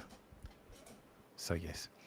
Well, you could be one of those billionaires where, like, essentially you're the owner of X companies, and then it's really not, not directly tied to you. Well, it is tied, but it's not. It's like not like shit you can get. It's like gross or gross. Well, not I gross, found net his income. real name. It's like Leonardo. It doesn't sound Japanese. It's like at all. Leonidas something Al Rossini. Leonidas. He's a Qatar. I think he's a Qatari. But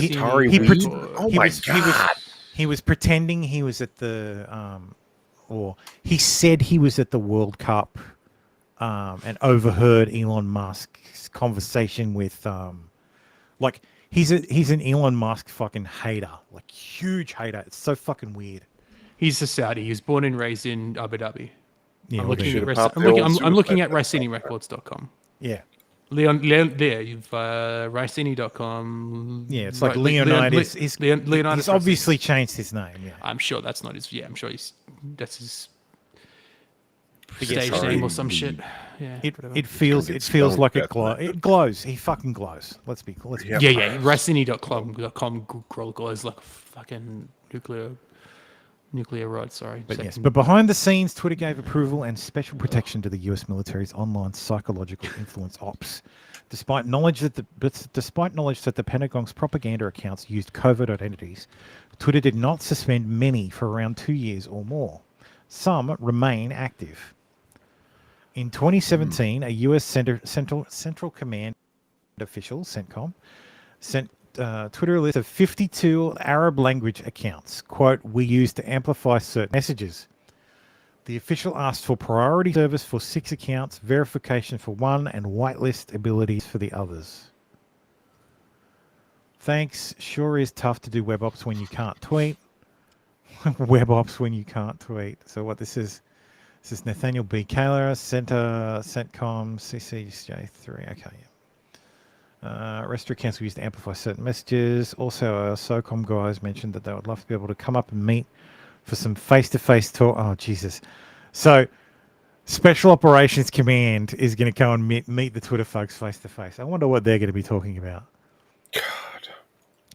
The same day CENTCOM sent the list, Twitter officials used a tool to grant special whitelist tag that essentially provides verification status to the accounts without the blue check, meaning they are exempt from spam/abuse flags, more visible / likely to trend on hashtags. Likely to trend on hashtags. The CENTCOM account on the list tweeted frequently about U.S. military priorities in the Middle East, including promoting anti-Iran messages, promotion of the Saudi Arabia U.S.-backed war in Yemen, and, quote, accurate U.S. drone strikes that claim to only hit terrorists. Classic. I don't read Sanskrit, unfortunately. I can't read scribbles either. CENTCOM then shifted strategies and deleted disclosures of ties to Twitter accounts. The bios of accounts changed to seemingly organic profiles. One bio reads, Euphrates Pulse. Another used an apparent deep fake profile pic and claimed to be the source of Iraqi opinion. One Twitter official who spoke to me said he feels deceived by the covert shift. Still, many emails from throughout 2020 show that high-level Twitter executives were well aware of DoD's vast network of fake accounts and covert propaganda and did not suspend the accounts. $8 per account. They just need to pay Elon $8 per account and they'll get boosted. For example, Twitter lawyer Jim Baker mused in a July 2020 email about an upcoming DoD meeting. Actually, I just want to point out that, so I don't have a blue check. No one here has a blue check, paid for or otherwise. I have noticed a significant decline in visibility of tweets. Like, they are not pushed into other people's feeds at all. Like, it's incredibly rare. Especially with the introduction of the views. Like, you can see how little people are viewing. That's exactly right. I think that's why Elon did it, because you can see how little. Like, you could always see that, but it was a few clicks away. But now you can actually see how little engagement you're getting. I mean, I've always been shadow banned. It's not new for me, but so, and I would be. I don't want to give Elon. I think it's like 12 Australian dollars because, of course, $8. Oh shit! I'm not paying that much for. I'm not wasting that money on Twitter Blue just to get a blue check mark to do a test. No. But yeah, it would be I'd be curious to see what impact the blue check has on visibility. Yeah. So yeah. Maybe one day we'll do the experiment. I'll shill on Rumble. Someone send me some Rumble rants. I'll yeah. Hey pigs, get us some money. Come on, pigs. Send Thermalite money. We're going to do a test on YouTube, sir, on Twitters. So yes, one Twitter official who spoke to me feels deceived by the code. Oh, we already did that one. So, for example, Twitter lawyer Jim Baker mused in a July 2020 email about an upcoming. Jeez, are you drinking tea or coffee? Tea, coffee, or beer? Yes. Let's do this. So the Pentagon used. So for example, Twitter lawyer Jim Baker mused in a July 2020 email about an upcoming DoD meeting that the Pentagon used, quote, poor tradecraft in setting up its network. Why would he know? Oh, that's right. Because he's a fucking spook. A fucking professional. He's a spook. Twitter lawyer, not fucking YouTube. Fed informant. When I say spook, I mean in the term for intelligence blacks. Agents, not in the term for spades. Not that. So yes, setting up a network, and they were seeking strategies for not exposing the accounts that were linked to each other or to DoD or the USG. Stasia Cardile, another Twitter attorney, replied that the Pentagon wanted a skiff and may want to retroactively classify its social media activities to, quote, obfuscate their activity in this space, and that this may represent an overclassification to avoid embarrassment. Jesus. So skiffs are secure communication. What's the fucking? I've forgotten the fucking thing. It's skiff. A skiff is a sensitive, compartmented information facility. Oh, did I ever look up Stasia Cardile? Do you think it sounds like a hot name? I have to do it again. Yeah, I think I did that already. I'm going to do it again, though. Because I forgot. Yep, I definitely did. In several other 2020 emails... Oh, God. High-level Twitter executives / lawyers discussed the covert network and even recirculated the 2017 list from CENTCOM and shared another list of 157 undisclosed Pentagon accounts, again, mostly focused on Middle East military issues. Who gives a shit about that? Like, why are they wasting their time with that? Who are they convincing? Nobody cares about that. People in the Middle East. Nobody cares about them? What does their opinion matter on fucking American affairs? You need the American people's fucking will, not the no. This is no, Tim. This is the this is the Pentagon and Central Command using Twitter accounts to make the opinion of people in the Middle East that these drone strikes that the Americans are doing in Yemen, they're fine. They're just targeting terrorists. Imagine, though? Can you imagine how much that must glow? Like to a fucking Saudi or whatever, like that shit, like an account written by the Pentagon to sound like people in your country. That must be like just a shining fucking beacon in the air. Like, yeah, this is not a person from my country. I can't imagine how much that shit just does not seem real. Well, it depends on how good it is, I guess. Like, Man, there's a real good. Most people can tell when something's not quite right for their area. They just can tell. Like if a car comes around my spot, I'm like, that guy don't live here. You just know. They talk different. They act different. They even on Twitter, like you're saying about Rashimi, fucking rice guy. Like, yeah, clearly not a real person. Like, doesn't make sense. Doesn't act right. Not weirdo. Something's wrong there. Yeah. So in a May 2020 email, Twitter's Lisa Romain emailed the DoD with two lists. One list was accounts previously provided to us, and another list Twitter detected. The accounts tweeted in Russian and Arabic on U.S. military issues in Syria/ISIS, and many did not disclose Pentagon ties. Why is Ethan Ralph trending? I was not going to bring that up, but it's been sitting there basically the whole time. I didn't want to detract it from the stream to bring up Ralph. Oh, God. I assume it has something to do with Mexico, but yeah. I hope someone else stole his purse. That'd be fucking great. Yeah. He's been shot and killed in... No, I'm kidding. Oh, it's a shame. Don't make shit happen. Don't make me happy. A feast has been prepared in the Yucatan. You can do a pig roast. What's the term? Every joke hides a wish? Yeah. Do they make bridges strong enough to hang him from? Oh, that's so harsh. I take it back.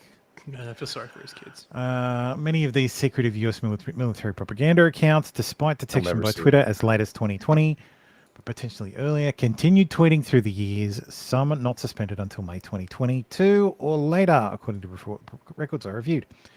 In August 2022, a Stanford Internet Observatory report exposed the U.S. military covert propaganda network on Facebook, Telegram, Twitter, and other apps using fake news portals and deepfake images and memes against U.S. foreign adversaries. Fire all the memes! We must fire all the memes. We must cease the memes of production. The heavy Gustav of memes. Looking at this report. The U.S. propaganda network relentlessly pushed narratives against Russia, China, and other foreign countries. They accused Iran of threatening Iraq's water security and flooding the country with crystal meth. Wait, Iran is cooking meth? Isn't no, Afghanistan's big on poppies. That's right. Sorry. Yeah, that's why I was like myself. Iran's making meth now? Oh, man, you gotta try this good Iranian shit. It's not weed, it's meth. In other news, I'd like to stop the presses for a minute. The original Doge dog is very sick and may die soon. Oh. She's 17 years old. Very old. That's a long life. That is a dog. That's a long dog life, yes. Yeah. Mm-hmm. The Stanford report did not identify all of the accounts in the network, but the ones they did name was the exact same Twitter account CENTCOM asked for whitelist privileges in its 2017 email. I verified via Twitter's internal tools. The account used an AI-created deepfake image. Yeah, this looks like one of those, this person doesn't exist things.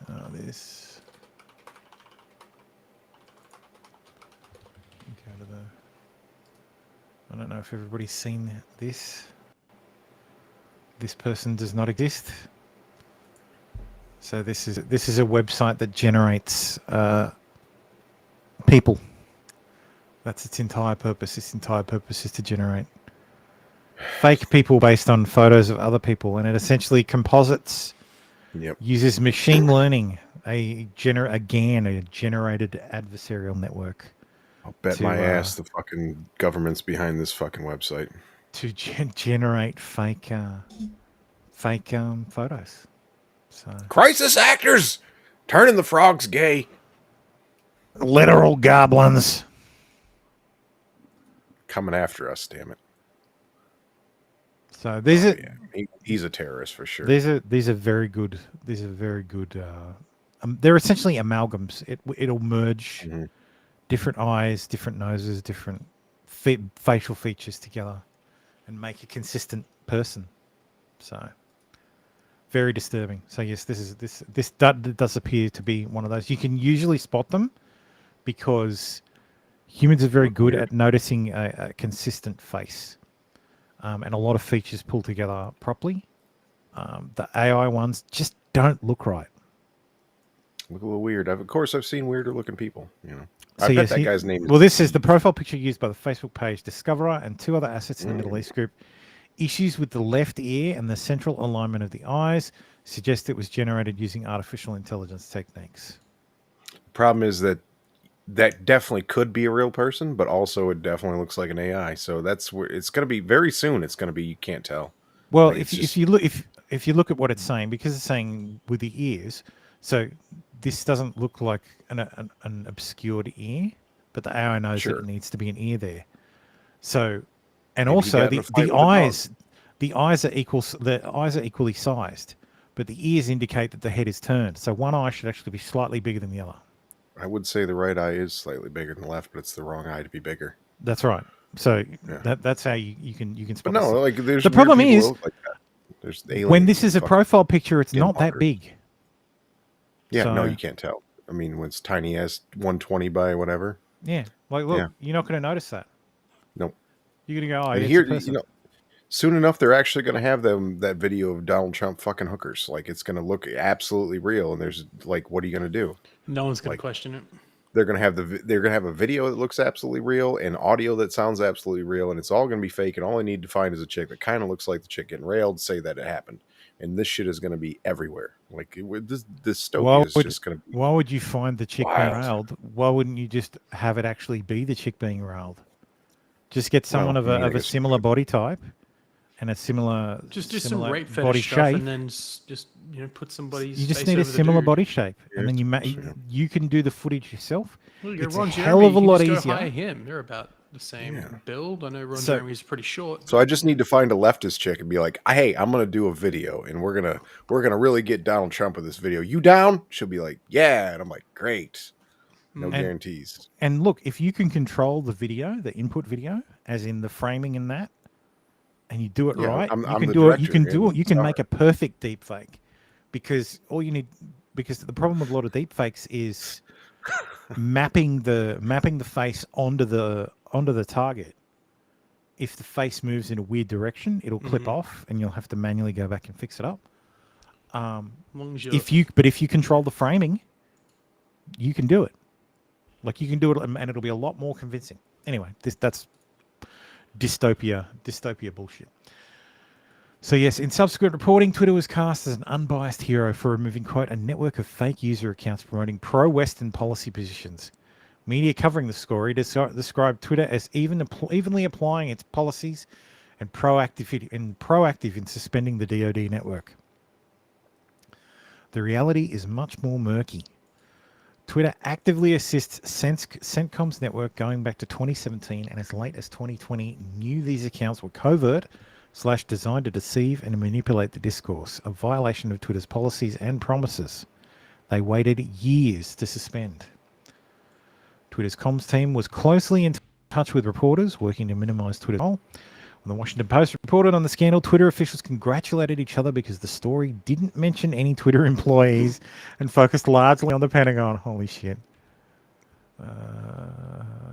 Hi there, hope you're well. Wanted to give you a heads up. The Washington Post will be publishing a piece, most likely this weekend, that sheds more light on the US government's aspect of the recent Graphica Stanford report about tech companies removing US-based influence campaigns.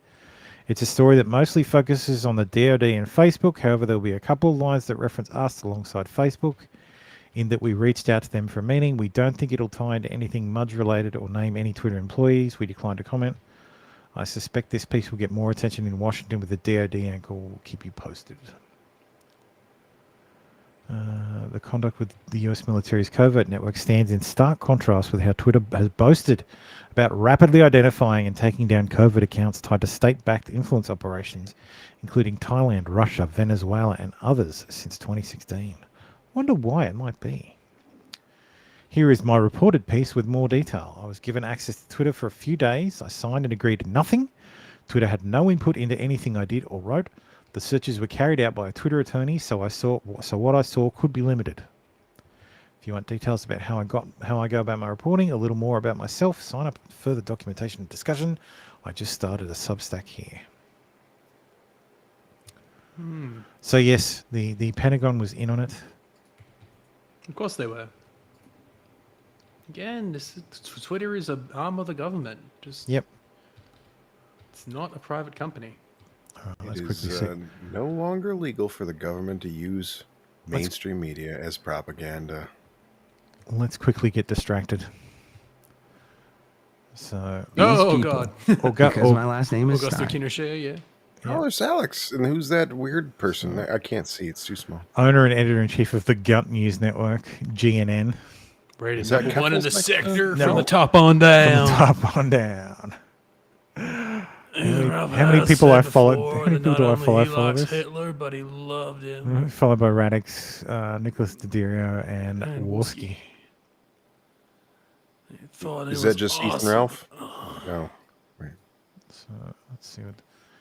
Well, I'm really fact-check glad he Ethan started Ralph. wearing Claims those he was fucking never. He's never said he likes Hitler. This time in relation to Alex Stein. GNN rates this claim as not. Clip of the It's killer. not true. Ethan Ralph has said before that he neither likes Hitler but loved him and thought he was awesome. Oh, so he's freaking These people, play cultural. because my last name is Stein, and because they hate Jewish people so much, Ralph was reacting. they to liked it me because they very thought they were fast. on my team. They thought that we were on the same team, so they gave me a pass. Their whole content is that Hitler is great. We love Hitler. Hitler's so good. Hitler's so good. First off, I've never said Hitler was good. Where's this even coming from? What are you talking In Ralph's about? defense, he doesn't even remember. You've never I'm sure. heard me say A lot of Hitler pills is back good. You've A never lot heard of me pills. say that. Ralph is Besides just just now as when I was drugged up and saying you coked up haven't as heard me Elijah say it. Schaffer. Whatever, Ah. whatever. You know what I mean. I wouldn't do it because I loved Hitler and I thought he was awesome. Dun, dun, dun. I'm Get serious. He fucked, probably Ralph. doesn't remember. He's fucking just on all the drugs all the time. Yeah, exactly. Ass load of coke, just ass like load Elijah. of pills. Yeah. Holy shit, is that real? Josh, who's at Josh? So this is Josh, yeah. Oh, this is Null. Okay. This is Null, yep.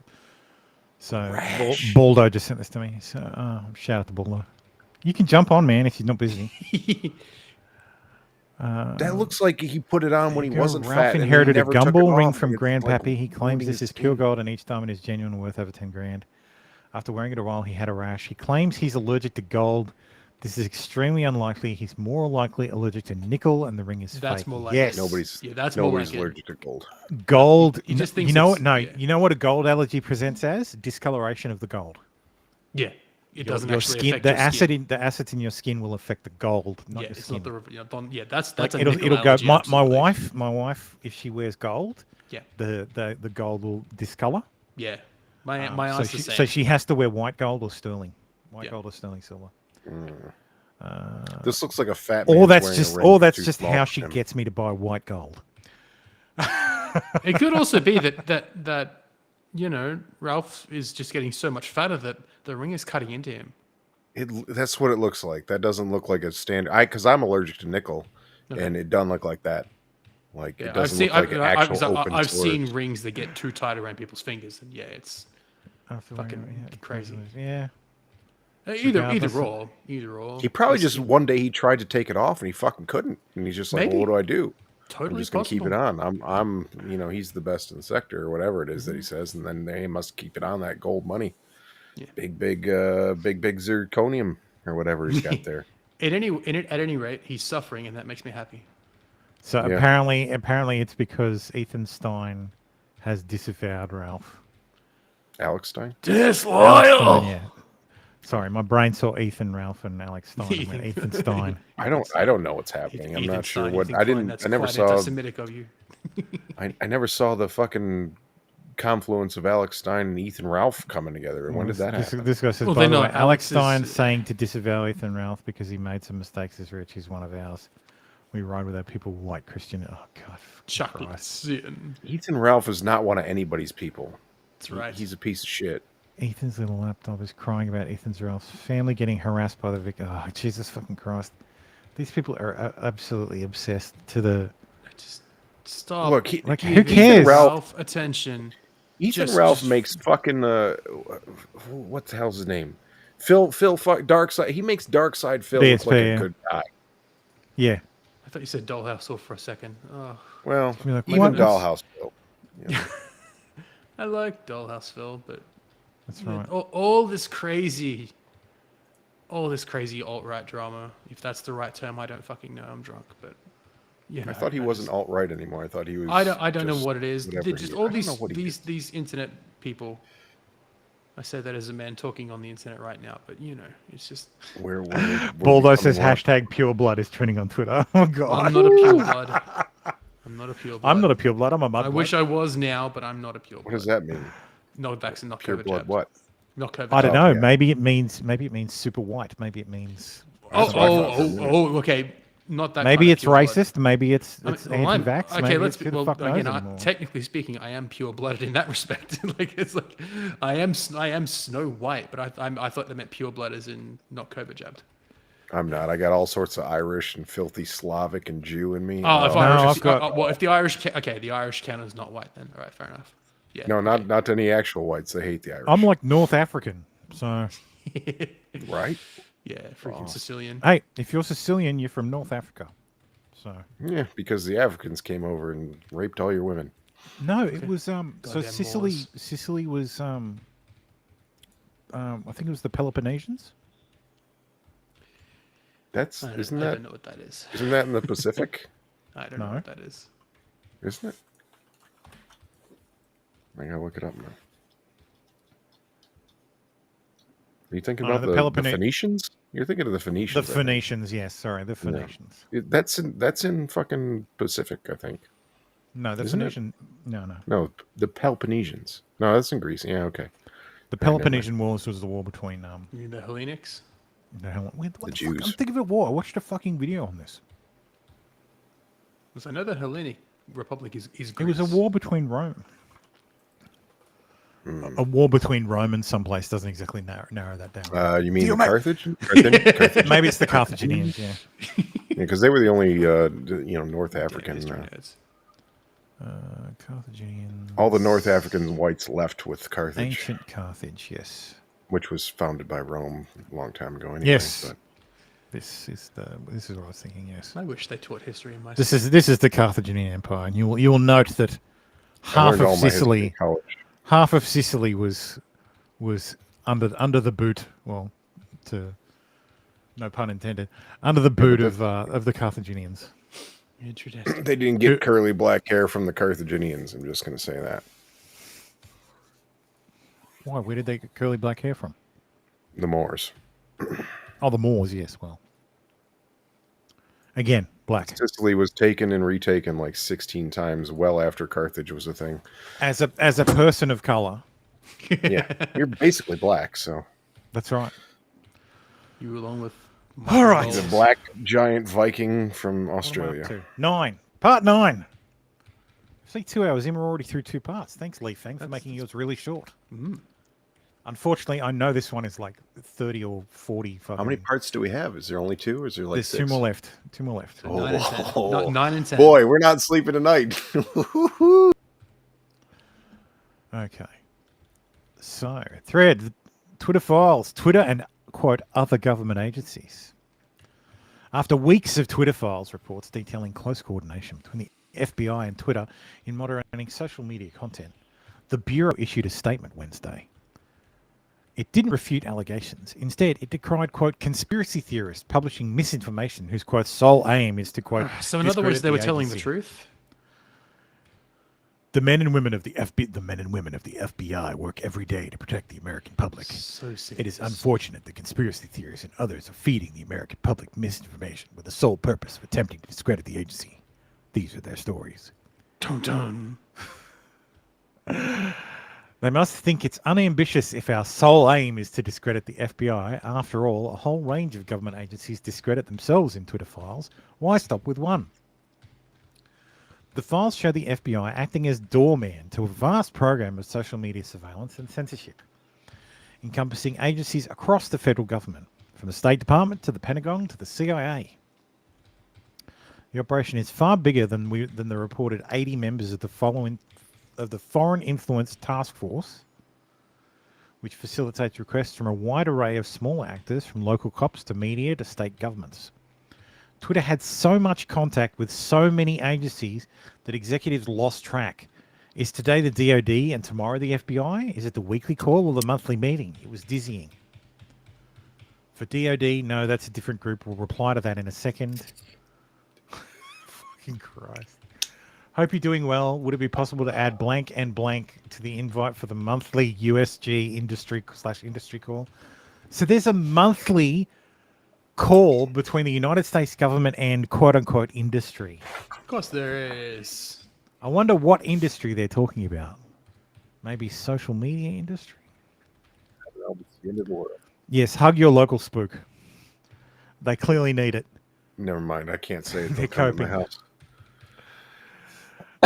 A chief end result was that thousands of official quote reports flowed into Twitter from all over through the FITF and the FBI's San Francisco field office. Through the FITF and the FBI's San Francisco field office. Sorry, my intonation is terrible with these threads because I'm like, is this the? Oh no, that's not. That's the end of the sentence. What's the FTIF? What does that stand for? The Foreign Influence Task Force. So, but who so they sent reports, but where did they get those reports? Were they just dudes were they just browsing Twitter? The Foreign Influence Task Force is a group made up of feds and local authorities from different parts of the government. To make it seem like there's foreign influence. Well, to report foreign influence to Twitter. It's all to make Twitter feel important so that they do what they want, do what they're told. Sure. Sorry, that's what they're asked. Happening. They're not told. They're asked. Oh, no, they're definitely not told. They're just made to definitely do it. On June 29th, 2020, San Francisco FBI agent Elvis Chan wrote to a pair of Twitter executives. Why can't he be cooler? Why can't he be I know, right? It's disappointing. Like, it really is disappointing. I wanted to be cool. If he could, I really hope he dresses up as Elvis for, like... I hope he rides a motorcycle. Events. So we're asking if he could invite an OGA to an upcoming conference. I just wanted to follow up and see if I could forward this invitation to an OGA. Specifically, people from the blank's former employer were implying. Hope all is well. Thanks. OGA, or other government organization, can be a euphemism for CIA, according to multiple former intelligence officials and contractors. Chuckles one. Quote, they think it's mysterious, but it's just conspicuous. Other government agency, the place where I worked for 27 years, says retired CIA officer Ray McGovern. It was an open secret at Twitter that one of its executives was ex-CIA, which is why Chan referred to that executive's, quote, former employer. The first Twitter executives abandoned any pretense to stealth and emailed that employee, quote, used to work for the CIA, so that is Elvis's question. Stasia, I have no involvement here. I'll leave you to respond to this. Used to work for the CIA, so that's Elvis's question. Welcome to the party, Baldo. Hello. Can't hear you, man. Check your settings. It tends to fuck things up every time you log into Restream. Yeah, no, I just had to plug in my headphones properly. Yeah, there we go. Working out. That'll do it. Every time you guys mention Elvis Chan, all I can think of is the Asian Elvis impersonator from Sons of Anarchy that gets the shit kicked out of him. I mean, that's pretty much what I was hoping for, you know. But instead, he looks like fucking Chang Wu from the CCP, and that's not fun. Which one's Chang Wu? Any of them, they're basically the same. Ah, that's right. Who is it? The Colonel. Oh, sweet Jesus! Oh, help me, Mama, help me! Oh, sweet Jesus! Oh, help me! Oh, sweet Jesus! Poor half sack. How could you even keep beating him up after that? It's like, you know what? You're a good sport. So senior legal executive Stasia Cardil, whose alertness stood out among Twitter leaders, replied, I know, and I thought my silence was understood. I know, let me see if it is publicly announced, and I'll tell him that. I thought my silence was understood. Because the fact that he used to work for CIA should be kept a secret. Cardile then passes on conference details to recently hired ex-FBI lawyer Jim Baker. You know where they needed a fucking content warning is any fucking email from Jim Baker should have had a full list of his like previous exploits. Like, hey, this guy might be a little bit. He doesn't get a blue check; he just gets a green check. Yeah. It's very bright. This email has extra information that you should know, and then just list all the thing that he's done. It's like, oh, this guy's a fucking fed through and through. Sunlight conference tomorrow. No need for you to attend. Carnegie's doing heavy lifting. Offered to assist Nick and Yoel. There's no academic papers to review or anything. I was involved in the early scoping of the joint project as well.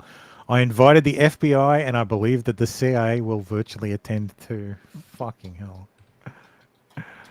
Yeah, hey, at least they didn't leave a paper trail, yes. Well, I'm sure the CIA didn't, but fucking Twitter sure did. Oh, yeah. That show just how smart they are. Well, there's no transparency here in our Sunlight conference. I guarantee you that's what it's about. It's a transparency meeting. And that they've just called a Sunlight conference. That, you know, they invite the fucking CIA to because they're all about transparency. Very trustworthy. I invited the FBI and CIA will virtually attend too. Cardile says, Cardile says to Baker, added pointedly, no need for you to attend. Yes. The government was in constant contact with not just Twitter, but with virtually every major tech firm. These include Facebook, Microsoft, Verizon, Reddit, even Pinterest. Those terrorist pinning plans to their boards. And many others, industry players, all regular meetings without government. One of the most common. Chastised for that. Well, no, I'm sure that was encouraged, because if the social media companies collude to do the government's bidding, that's fine. They're hands off. One of the most common forums was a regular meeting of multi-agency foreign influence task force, attended by spates of executives, FBI personnel, and nearly always one or two attendees marked OGA. There's two there. Fucking hell.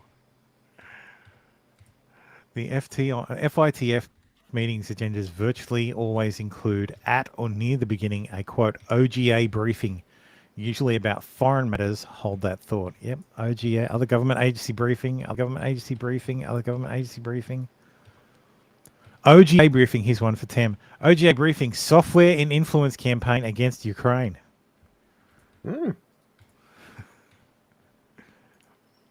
Despite its official remit being foreign influence, the FITF and the SF FBI office became conduits for mountains of domestic moderation requests from state governments, even local police. Hi, Stasia. FBI Minneapolis requested that I put you in touch with Lieutenant Hoff about some recent activities I've provided below. I'll let you two take it from here. God damn it. Can you post in one channel, for God's sakes? I don't know what to do with it. I'm sorry. Okay. Can you split the light? Okay, it's something different. Never mind. I'll bull us back. Didn't even notice you left, man. Oh, next time announce when you leave so we know. Pretend it's an airport. Yeah. Hey guys, I'm going to do some settings shit and I might pop in and out, just let you know. It's all right. Thank you. No, I was actually kidding. You don't do it. I know. Many requests arrived via Teleporter, a one-way platform in which many communications were timed to vanish. So they're sending shit via fucking government Snapchat. Oh, shit. Fucking sorry. Especially as the elections approached in 2020, the FITF... Actually, let me go back to this one. What's this one? Lieutenant Hoff about some activities. Oh, the Minneapolis police were introduced to Twitter to take stuff down. I'm honestly surprised this isn't Ricada Law. Yeah, what did Nick do? Never know. Yeah, sorry. Oh no, some TC Park responder was a Twitter account that tweeted some stuff that interested the Minneapolis Police Department. Honestly, it wouldn't surprise me if someone did send someone from something about Nick. That'd be Yeah. Hilarious though. I'm convinced Jordan Peterson's becoming retarded. Becoming? Yes. Yeah. Yeah. Something's wrong with him. FBI San Francisco Emergency Operations Center sent us the attached report of 207 tweets they believe may be in violation of our policies. Teacher. Fucking, this is what the FBI spends its time doing. And worse. This is what the FBI is being paid to spend its time doing. Yes, exactly. Fucking ridiculous. They're an autonomous government agency. They do what they fucking want, basically. Email after email came from the San Francisco office heading into the election, often adorned with an Excel attachment. Our FBI Baltimore identified these Twitter handles. This is coming from all over the fucking country. Like, what the fuck?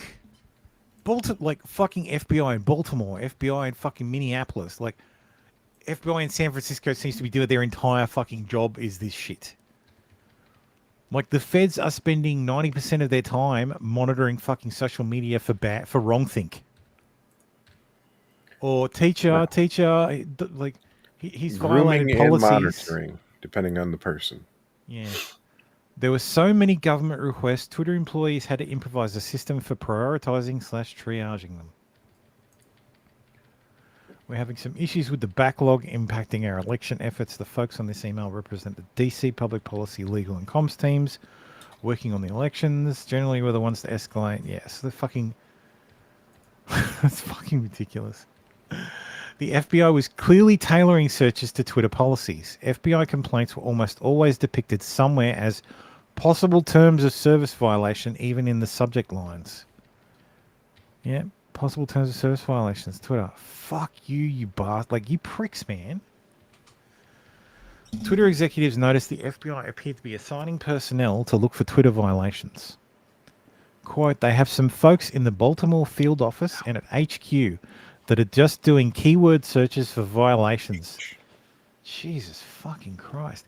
This is probably the 10th request I've had to deal with in the last 5 days, remarks Cardill. How about you just stop fucking complying? Not your job. Literally not their job. Exactly. Even ex-FBI lawyer Jim Baker agreed, quote, odd that they're searching for violations of our policies.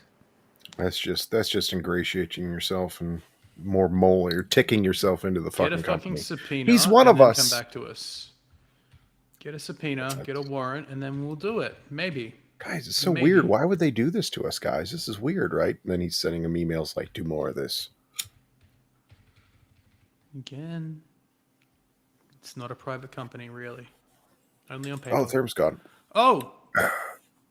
Congratulations, Tim. You're the new king of the fucking stream. Well, fuck. I'm not logged in on the co-host account. Oh, shit. Oh, no, he's back. Never mind. That's Never all right. mind. He's returned. I have returned. He's back with a very low... My browser didn't crash. It just stopped. Like, Fuck. everything went quiet. And I'm like, what the fuck happened there? That's all right. We vamped for a couple seconds. It's all right. Yeah, like 3. We got it. We got you covered. We got you. Yeah, next I time blame it happens, Baldo. Yeah. Nefarious intent. So yes, the New York FBI office even sent requests for, quote, user IDs and handles of a long list of accounts named in the Daily Beast article. Senior executives say they are supportive and completely comfortable doing so. Named in a Daily Beast article. Are you kidding me? The FBI is reading the Daily Beast. Of course they Our are. enemies are much more or much less than we made them out to be. Of course they're reading the Daily Beast. Should surprise exactly nobody.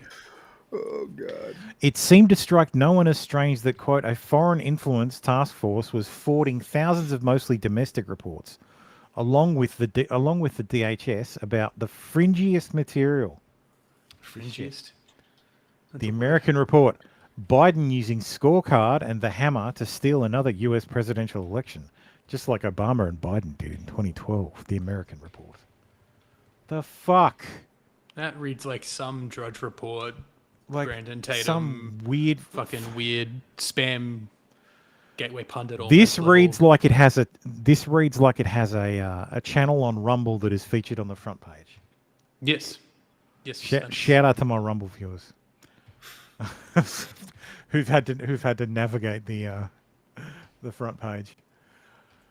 Matt Toby, foreign meddling has been the ostensible justification for expanding moderation since platforms like Twitter were dragged to the hill by the Senate in 2017.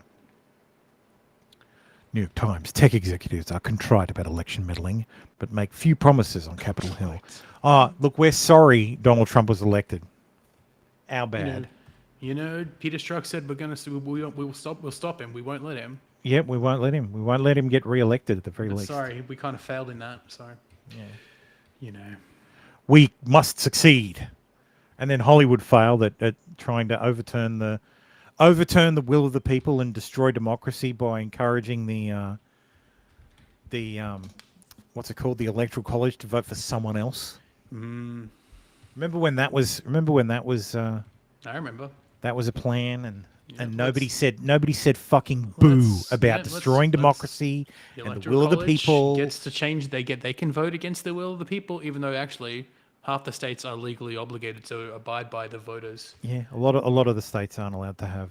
They're not allowed to actually express their own views. So faithless electors. For half, faithless electors clauses. Faithless electors are illegal in most states, I believe. And Trump wanting a process to be done in the House, in the joint session on January 6th, that something that used to happen all the fucking time, a contested election. But of course, that's an attack on democracy. Yeah, it's only a problem when Trump does it. That's exactly right. So people very easily have forgotten that contested elections used to happen all the time, and the will of the people was ignored. Because no one got a majority. Oh, geez, I guess it'll have to be the House that decides. It's the person who got the least number of electoral college votes. Oh well. Yeah. Behind the scenes, Twitter executives struggled against government claims of foreign interference supposedly occurring on their platform and others. I don't know what that even shows. That looks like a Jira ticket. FTI IRA account on Reddit. What? Are they concerned about the IRA now? That's isn't that like a Roth IRA, like a 401k retirement investment thing? I doubt it. It's a referral. Oh, sorry again. It's a foreign influence task force referral. An IRA account you mean on Sinn Reddit. Féin's talking on Reddit, eh? You got Sinn Féin coming in. Oh God. Somehow Sinn Féin is now the Scottish. I don't have a good. Are you talking to Father? Father. I hear the church is not racist now, Father. That bit better. I can't do an Irish accent. They all sound the You're same. pretty good at it. It's not bad. It's not bad. I was just trying to do that black Irish coming out on you. Yeah. Twitter files. Mostly Scottish, yeah. If anybody can do Scottish, I'll be fucking amazed. That's damn hard. Would I like to go down to Glasgow, son? Give it a fucking glassing cunt. There you go. That's you just try and talk like Leo Kurse, and there you go. You got a Scottish accent. You try and channel your inner. You have to be You're completely in account dankula, and if you want to be a real Irish or Scottish accent. You do try and channel your dankula. Channel your inner dank. And that's what in the industry we call foreshadowing. In the business, we call it. Was Dank coming on? If only. In the business, we call that foreshadowing. Unfortunately, it is. Oh no! What time is it? It's 5 a.m. in London. So he can't live in London. He's a Scotsman. No, but it's one time zone. The entire country is one time zone. I forget their country is smaller than my state. Yeah. I forget their entire country's smaller. I forget that your country is. I forget that your state is smaller than my state. Yeah, your state is huge. No, you only have like 3 of them. My state is huge. Yeah. The Twitter files shows execs under constant pressure to validate theories of foreign influence and unable to find evidence for key assertions.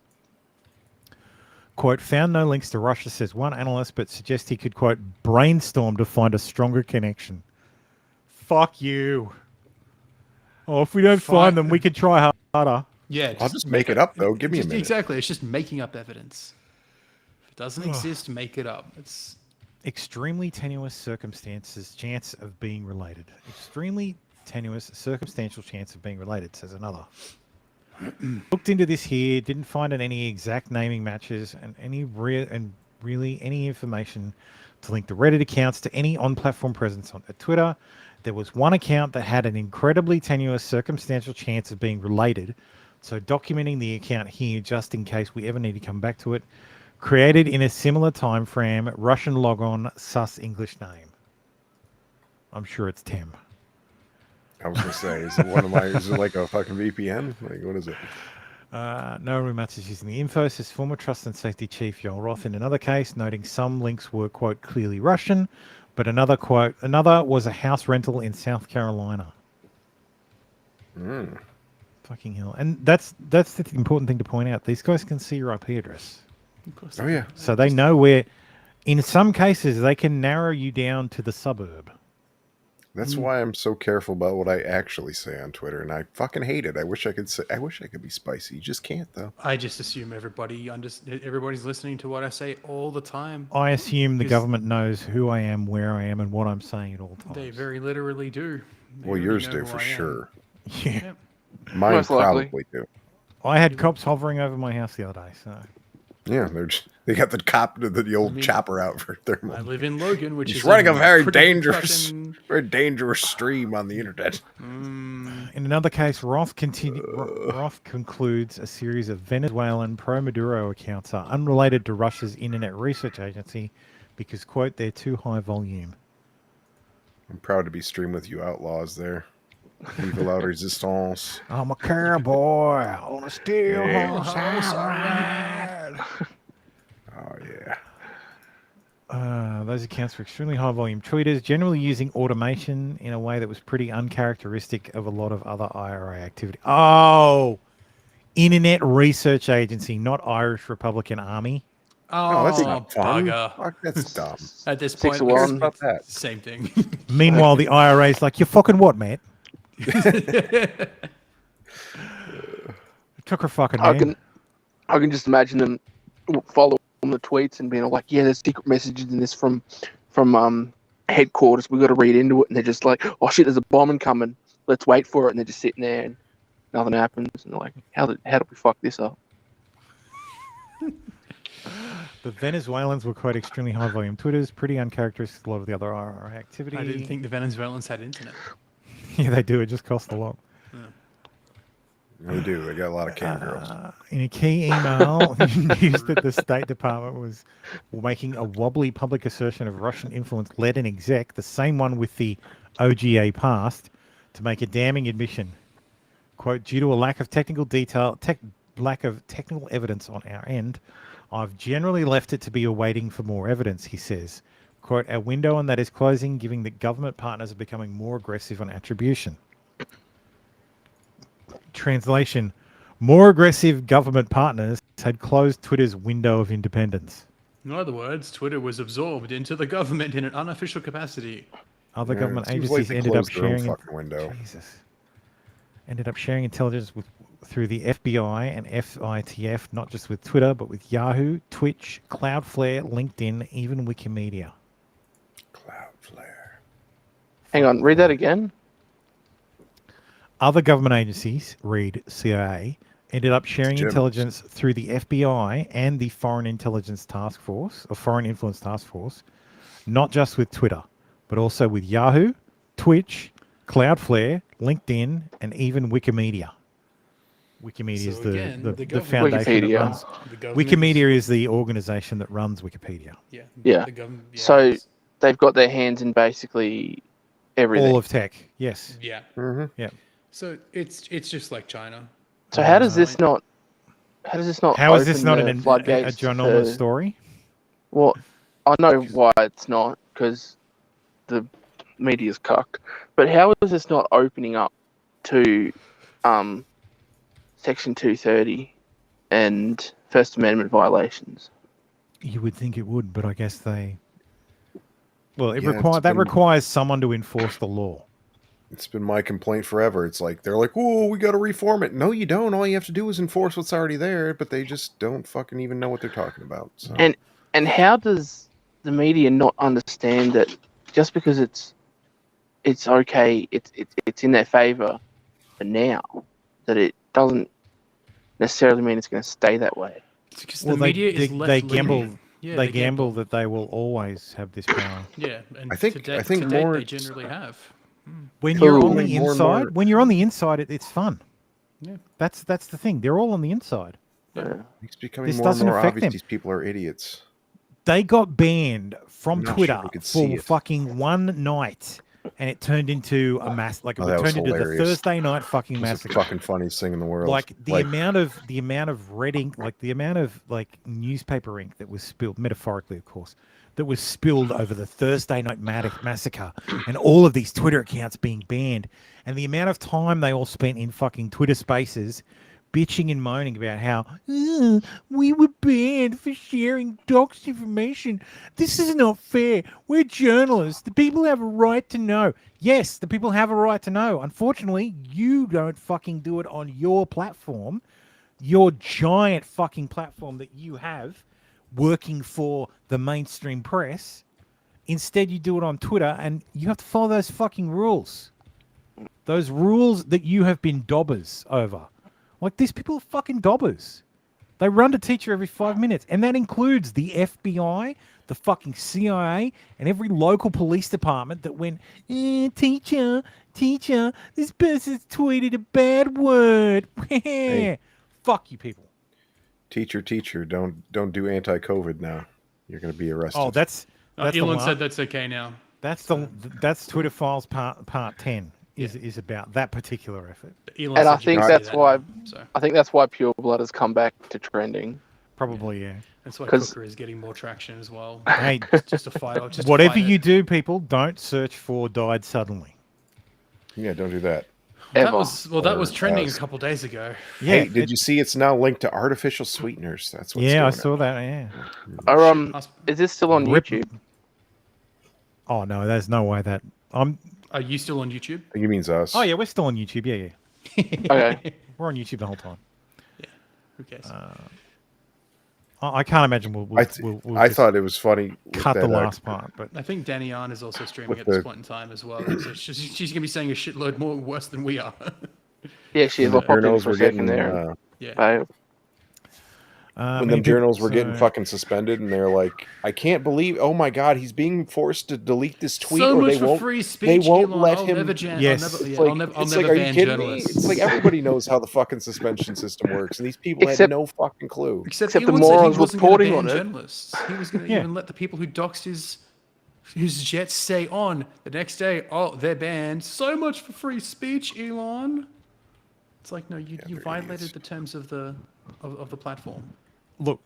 To be fair, He did change the rules on the he fly. did change the rules directly because of something that affected him. Yes. I understand him doing so Mm-hmm. because as a parent, the same you with understand that holy shit, something happened to my kid. Well, fuck you. I'm using every tool in my power to hurt the people who hurt my kid or scared my kid or whatever. Exactly. Like, I understand the impulse. It's a bad impulse. Elon recognizes it was the wrong move. Yeah, that's why he brought back a 7-day ban. And that's why he Or should- that's why he you know, made it a 7-day ban, and also and say, why should it I bring was these people like- back? Yeah. So he realized he fucked up. But yes, let's be fair. He did say he would leave that account up as a show of look how fucking committed to free speech I am. Yeah, as long- and as look, long as he it's and again, it is really easy to be for free speech when your speech isn't censored or when speech that you allow doesn't hurt you. Rip the It is ACLU. it is the ultimate test of free speech is how you respond when someone says something you don't like. And interesting point. This is a bit of a what's it called? A tangent. But I did see. So Andrew Tate said this. So you are poor. You're unimportant. Men do not fear you. Women disagree with I you. saw that. What Your the fuck lives are is it? shit. If I was forced to endure a year of your life, it would be the worst level of depression imaginable. But I Andrew thought, Tate, you said depression isn't real. yeah, well, a lot of people dunked on him for that. But I noticed something. I'm like, what? This is This that he's reply kinda was hidden by retarded. the original tweet author. Sure enough. This this Oh, did he reply, hide that? Did he? this reply was hidden by Andrew Tate. He fucking hit the button. He hit the hide tweet button. Like a little Andrew Tate bitch. allegedly has 6 kids that we never hear of. So yes, he hid this. He hid this tweet among others. Of course he did. And this guy's responding. It really seems like your life is absolutely devoid of meaningful relationships. No wonder you converted as a cope. Seems true. And Andrew Tate's response was to fucking hide the tweet and then block him.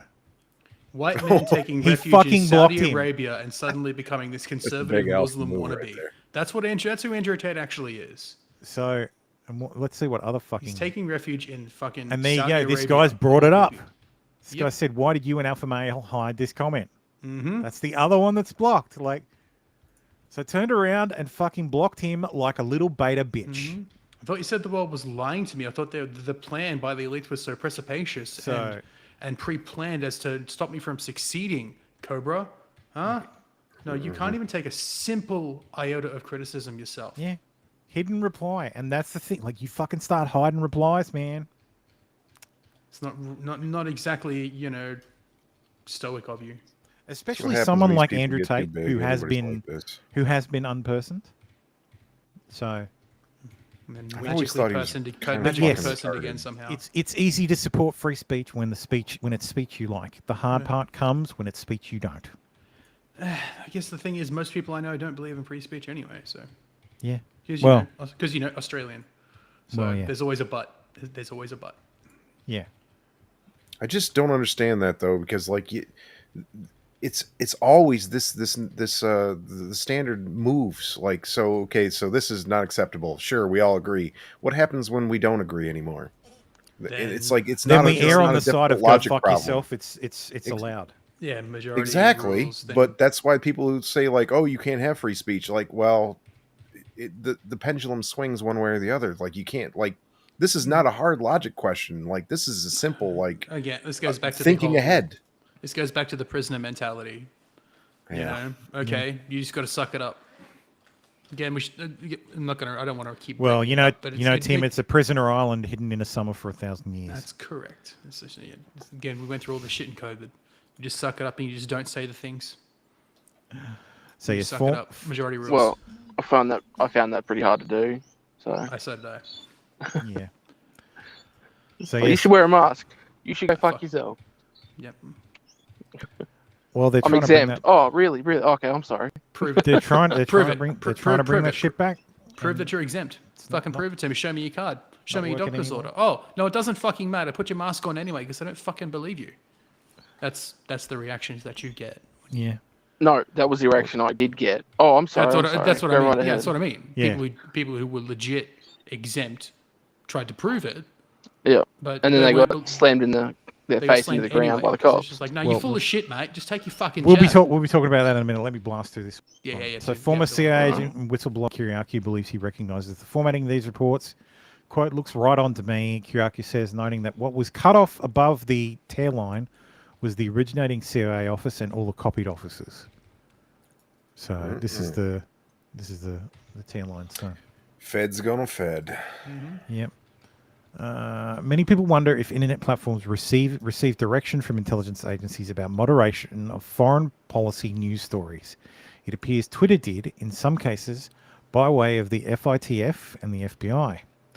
These reports are far more factually controversial than domestic counterparts. One Intel report lists accounts tied to, quote, Ukraine neo-Nazi propaganda.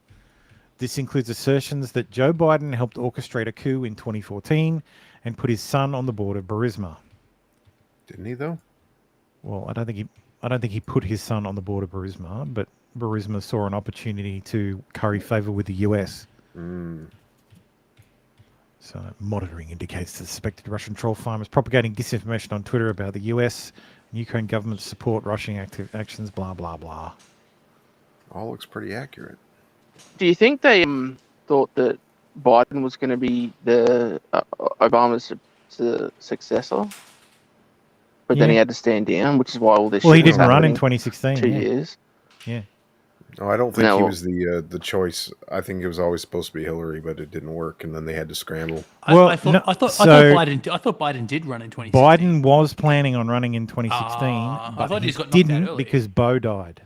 Oh, okay, I thought that's what I mean. Early is all. Yeah. Do you think everyone was putting pieces in place, assuming Biden was going to become the president? Absolutely, yes. And then Biden had to step down, and everyone's like, "Shit, now what? Now who?" Okay, it's Hillary. Yeah. Yep, absolutely. Because why would they put him in 2014? Because if Biden had run for the nomination in 2015, he probably would have won. Probably would have won the nomination. He might not have won the general. Actually, he probably would have won the general because Biden carried a lot less baggage than Hillary. Yeah. Yeah. And the Bernie Bros wouldn't have been so bent out of shape.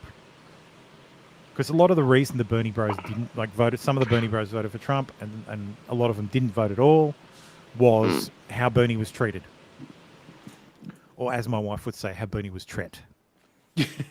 Yeah, I would have been stupid enough to vote for Biden in 2016 too. Yeah, well, I mean, it would have just been more of the it was a continuation. It was seen as a continuation of, and even Hillary's was seen as a continuation. The problem was Hillary carried too much fucking baggage. Exactly. And the leaks from the DNC that proved what most people already knew was that the DNC had their thumb on the fucking scale and they didn't have a fucking choice because they were broke and Hillary's money was going to bail them out and that she basically bought the nomination. The revelation of that actually happened and it wasn't just in their heads was enough to push Trump over the top. Yeah, people forget that Obama actually sent the DNC bankrupt. Yeah. How? Tim?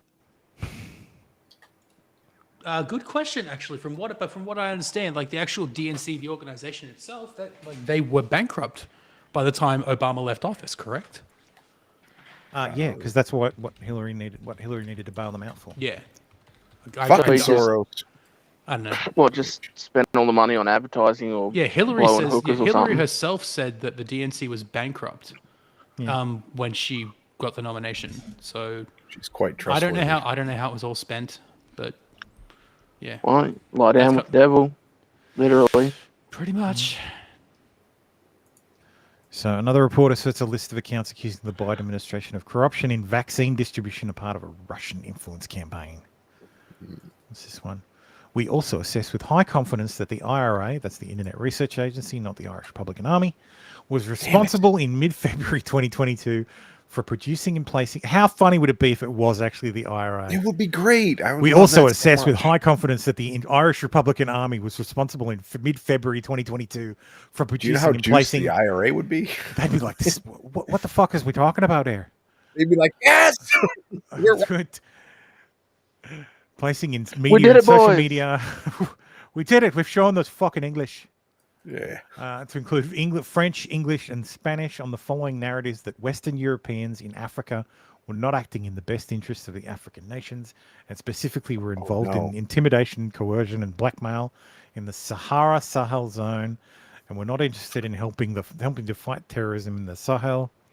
The Biden administration was selling better places in the COVID-19 vaccine queue to countries in Asia, Africa, and Latin America, and therefore U.S. corruption was influencing the distribution of the COVID-19 vaccine, which they didn't need or want anyway. So the Russians weren't even pushing the narrative that it doesn't work. They were just saying, "Oh, they're not giving it to you fast enough." So even their propaganda is like, "Yeah, it works." No, that's definitely more on brand with Russian propaganda because they're mostly playing off Democratic talking points because they're seen as the top dogs. So, yeah, it's funny. Often intelligence came in the form of brief reports, followed by long lists of accounts simply deemed to be, quote, pro-Maduro, pro-Cuba, pro-Russia, etc. This one batch had over 1,000 accounts marked for digital execution. Fucking hell. One report says a site documenting purported rights abuses committed by Ukraine is directed by Russian agents. We assessed that the tragedy of Donbass, donbasstragedy.info, a website documenting purported human rights abuses committed by Ukrainians since 2014, is directed by the Russian General Staff, Main Intelligence Directorate, the GRU. So it's Russian military intelligence. Also mostly true. Intel about the shady origin of these accounts might also be true. Accounts might be true, but so might at least some of the information in them about neo-Nazis, rights abuses in Donbass, even about our own government. Should we block such material? This is a difficult speech dilemma. Yeah, but they're right though. But still, we should probably block them. No, right? but should we block such material? This is a difficult speech dilemma. Should the government be allowed to try and prevent Americans and others from seeing pro-Maduro or anti-Ukrainian accounts? No, they should not. No one should block anything, because you don't decide what. Nobody should decide what I'm allowed to read. This is the fucking thing people don't understand about freedom of speech. It's not just. I can't remember who did it the other day. Like who broke it down the other day, but they said something about how free. Oh no, it was Dank. Dank was saying like freedom of speech isn't just about, okay, we're going to lock you in a room where no one can hear you and you can speak as much as you want. There you go. You have your freedom of speech. That's not it. You have the freedom to be heard. And but to my mind, it's less about having the freedom to be heard and more about you have the right to speak and other people have the right to listen. Exactly. Listen or not listen. So listening's an active act. You have to, if I'm giving a speech somewhere and you don't want to hear it, don't come. If I post shit on my Twitter account or my Facebook account or my Instagram and you don't want to see it, don't look at it. Don't subscribe. Don't follow me. But if someone else wants to hear what some weird koala wants to say, they should be allowed to subscribe to me. By the way, hit the subscribe button. That is free. That is conceptually the idea of free speech, free communication, the free exchange of ideas. That is what it's about. Oh no! You're just full of conspiracy theories and fucking I'm anti-vax nonsense. Nobody needs to hear nonsense. Nobody needs to hear your fucking bullshit. He's a cooker. He needs to be banned. No one needs to hear your fucking bullshit, mate. We live in a fucking community. Yeah, we live in a society. Yeah, I was trying not to say society, but screw your freedoms. Fuck your freedoms. Yeah, screw your freedoms, because freedoms come with responsibility. Freedom comes with responsibility and you know the thing. you know the thing. No, it's again Australian. We can't. And an important message to people who like censorship or who think that some people are beyond the things some people say shouldn't be heard. Who, out of all the people in the world, would you trust? So I'm gonna paraphrase Peter Hitchens. Who in all the world would you trust to decide what you see and hear? The government. And if it's the government, then well, it's legit. The answer you're going to get is the government. But I don't know about you, but I don't trust anybody to decide what I see and hear. I don't like. Nope. I love you guys, but I do not trust any of you to decide what I see and hear. You shouldn't trust me either. Exactly. And everybody watching, manager. Trust but verify. Oh no, that's a Reagan quote. You're not allowed to say that in this day and age. Dovrye no provrye. Trust but verify. It's like not actually a Russian proverb, but yeah. I thought that was Latin. Reagan made it up, but still. I was going to say, it sounds Russian. Yeah. Well, Dovrye no provrye is literally trust but verify. Okie dokie. But yes. But either way, if you're watching me, don't take what I fucking say as gospel. You should be allowed to hear me, but don't fucking take what I say uncritically. Challenge my ideas. Challenge what I say. No, you're not on the news, so it means you're wrong. Don't accept things uncritically, and don't accept what your government says to you uncritically. I didn't see what Tracy Grimshaw said, so you're wrong. So don't accept what the news says to you uncritically. Don't let the media spoon feed you. This isn't some COVID do your own research rant. This is Take in multiple sources. See what the left is saying. See what the right is saying. Nah, don't listen to the right wingers. Seriously, fucking right wing. I feel like this would be a perfect opportunity for me to throw in a spot for ground news. Don't listen to fucking Murdoch. There's no fucking Murdoch Stan. But yeah, listen to news. You know, it's not like they have paid advertisements inside the fucking news. Ask your doctor if Cialis is right for you. But yeah, God, it's such a don't fucking accept travesty. Don't accept uncritically what anybody says. The most important thing anybody can do is develop a bullshit detector. And all it takes to develop a bullshit detector is to think critically. Is to hear what someone says and think, why is this person saying this? And to dig a little deeper. To go, why would this person want to say this? What is their motivations? What reason do they have for saying this? And if their reasons might be altruistic, completely and utterly. They might just be trying to inform you. They might just be trying to get clicks. Well, I'm certainly no good at that, but they might just be trying to manipulate you. Yeah, they might be trying to manipulate you. They might be trying to win you over to their side. And there's nothing wrong with trying to win someone over to their side. Over to your side. There's nothing wrong with that at all. Be. They might be trying to get you to subscribe Depends to how their you channel. do it. They might be trying to get you to hit the thumbs up button or the plus button. They might be trying to get you to send a super chat on Rumble. They might just be there for the money. Or they might just be there because they fucking enjoy it and don't really care. Or a combination. Yeah, or a combination of all of that. Exactly. So, but don't take what anybody says uncritically. Question everything. And despite what Fauci says, that is the science. I thought he was. That's right. He's not the science. I am the science.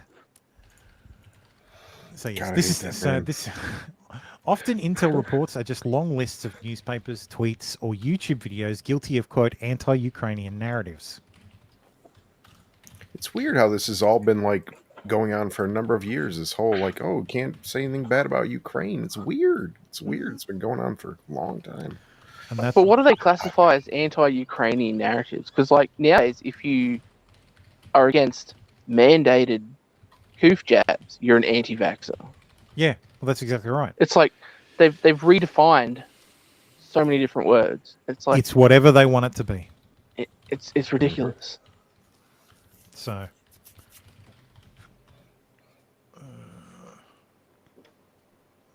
Following posts, underpinning handles, whatever.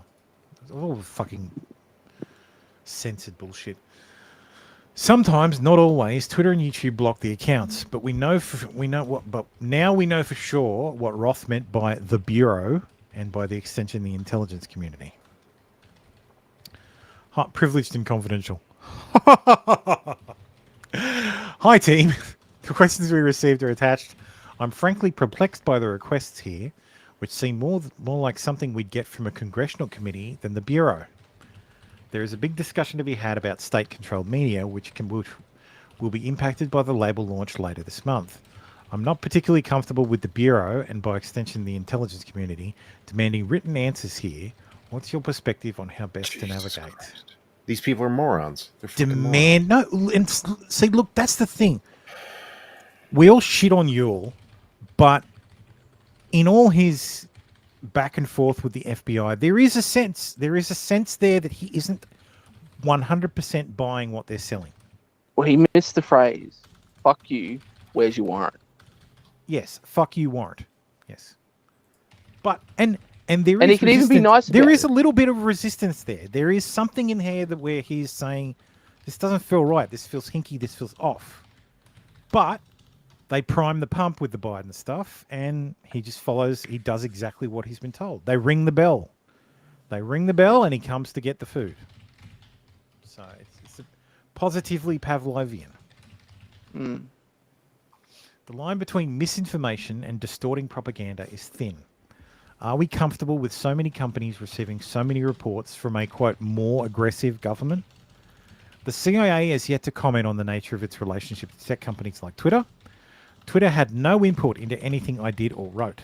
The searches were carried out by third parties, so what I saw could be limited. Watch Barry Weiss, Schellenberger MD, and Li Fang in this space for more on issues ranging from COVID-19 to Twitter's relationship to Congress and more. That one sounds like it might be interesting, Twitter's relationship to Congress. So much for Elon hating Barry Weiss and blocking her out. Yeah. Wait, that's not fucking right. Michael Burry follows me. What the fuck? Who? Michael Burry? That can't be right. Michael IJ. That's fucking fake account. God damn it. Mm. There's an extra I. My bad. How many words a minute is that? Like 10,000? That's not me. That's Tim. I know. I don't care. I just want to know the answer. That's a lot of fucking types. That's keyboard is just screaming. It's like, make it stop. Just beating the fucking shit out of it. Put your microphone close. Beating the brakes off that. Beating the brakes off that keyboard. Why wouldn't he immediately defer to his lawyers unless he was already determined to do what the feds wanted? The problem is his lawyers are fucking James. What's his face? His lawyer was a Fed. His lawyer was a fucking Fed. So. It's feds everywhere all the time. Okay. 10. I reckon, once you become a Fed, you need it tattooed on your body. Yeah, you get Fed. a barcode. And that's it. You get the fucking khakis tattooed on your legs. You get the glasses attached.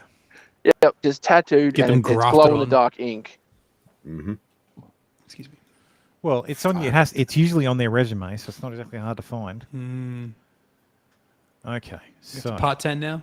Part 10, almost done. Hey. Home stretch. Sweet. This is where we get cancelled. this is just now. Yeah. Good The Twitter luck, Matrix. files. How Twitter rigged the COVID debate. I need dun dun dun music. So yes, by censoring info that was true but inconvenient to US government policy, by discrediting doctors and other experts who disagreed, by suppressing ordinary users, including some sharing the CDC's own data. Shout out to Nick Recato who got his first strike for sharing what Biden said about fucking COVID. And Louder with Crowder. Yeah, they got how many bounced times for did it. Crowder get bounced for fucking repeating what the CDC said? Mm-hmm. Rest in peace, Nick. So far, the Twitter files have focused on evidence of Twitter's secret blacklist. How the company's... this is David Zweig, who works for Barry Weiss, I guess now. He works at the FP, formerly of The Atlantic, New York Mag, Wired, and New York Times. Also has his own Substack. So how the company functioned as a kind of subsidiary of the FBI and how executives rewrote the platform's rules to accommodate their own political desires. What we've yet to cover is COVID. This reporting for the Free Press is one piece of that important story. The United States government pressured Twitter and other social media platforms to elevate certain content and suppress other content about COVID-19. Internal files at Twitter that I viewed while on assignment for the Free Press showed that both the Trump and Biden administrations directly pressed Twitter executives to moderate the platform's pandemic content according to their wishes. This is an important thing to remember. Both the Biden and Trump administrations did the same fucking thing when it came to COVID. At the onset of the pandemic, according to meeting notes, the Trump admin was especially concerned about panic buying. They came looking for, quote, help from the tech companies to combat misinformation about runs on grocery stores. But there were runs on grocery stores. The Trump White House, specifically Michael Grazios, led the Trump administration's call for help from the tech companies to combat misinformation. Areas of focus included conspiracies around 5G cell towers. That was hilarious. Runs on grocery stores. Yeah, sorry about the toilet paper, Americans. We started that. And misinformation that could stoke panic buying and behaviors. Coverage here, documents here and here. Sorry, not sorry. Yeah, sorry, not sorry. literally a guy from Bondi. That's how it all started. It all started in Sydney and spread fucking globally. And the hilarious thing is, I think 90% of our toilet paper is domestically made from trees anyway. The factories in Adelaide. Most countries make their own toilet paper because it's such a low margin product that making it overseas and then shipping it makes no sense. You'd lose money. It's too bulky. It's too bulky to ship. The margins are too low, and it weighs too little. Like it takes up too much space and doesn't weigh enough. Like it's. It wasn't just Twitter. The meetings with the Trump White House were also attended by Google, Facebook, Microsoft, and others. Twitter, alongside several other tech companies, including Google, Facebook, and Microsoft, participated. Activities included a standing weekly call to share general trends and hosting a shared Microsoft Teams group. Some companies, not Twitter, gathered open source information from researchers. Our teams fed this information to the Twitter policy enforcement teams. When the Biden admin took over, one of their first meeting requests with Twitter executives was on COVID. The focus was on anti-vaxxer accounts, especially Alex Berenson. One of the first meeting requests from Biden's White House was about COVID. Per regular process, public policy took the meeting. Biden's staff focused on vaccine and high-profile anti-vaxxer accounts, including Alex Berenson. In the summer of 2021, President Biden said social media companies were, quote, killing people. Come on, man, they're killing people for allowing vaccine misinformation. Berenson was suspended hours after Biden's comments and kicked off the platform the following month.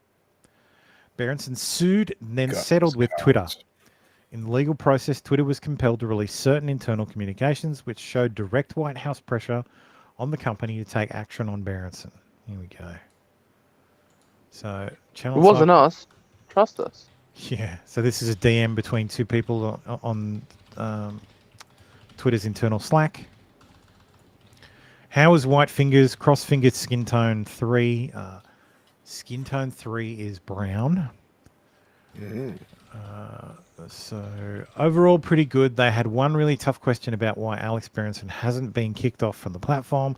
Otherwise, their questions were pointed but fair, and mercifully, we had answers. Did they ever check to see if maybe he was fucking correct? I think the point is he was. Yeah, they don't care. A December 2022 summary of meetings with the White House by Lauren Cuthbertson, Twitter's head of U.S. public policy, adds new evidence of the White House's pressure campaign and cements that it repeatedly attempted to influence the platform. Directly influence the platform, sorry. Cuthbertson wrote that Biden's team was, quote, very angry that Twitter had not been more aggressive in deplatforming multiple accounts. They wanted Twitter to do more. The Biden team was not satisfied with Twitter enforcement approaches. They wanted Twitter to do more and to deplatform several accounts. Because of this dissatisfaction, we were asked to join several other calls. They were very angry in nature. Here is a presentation the Twitter team used. Twitter executives did not fully capitulate to the Biden team's wishes. An extensive review of internal communications as the company revealed employees were often debating moderation cases in great detail and with more care than was shown by the government towards free speech.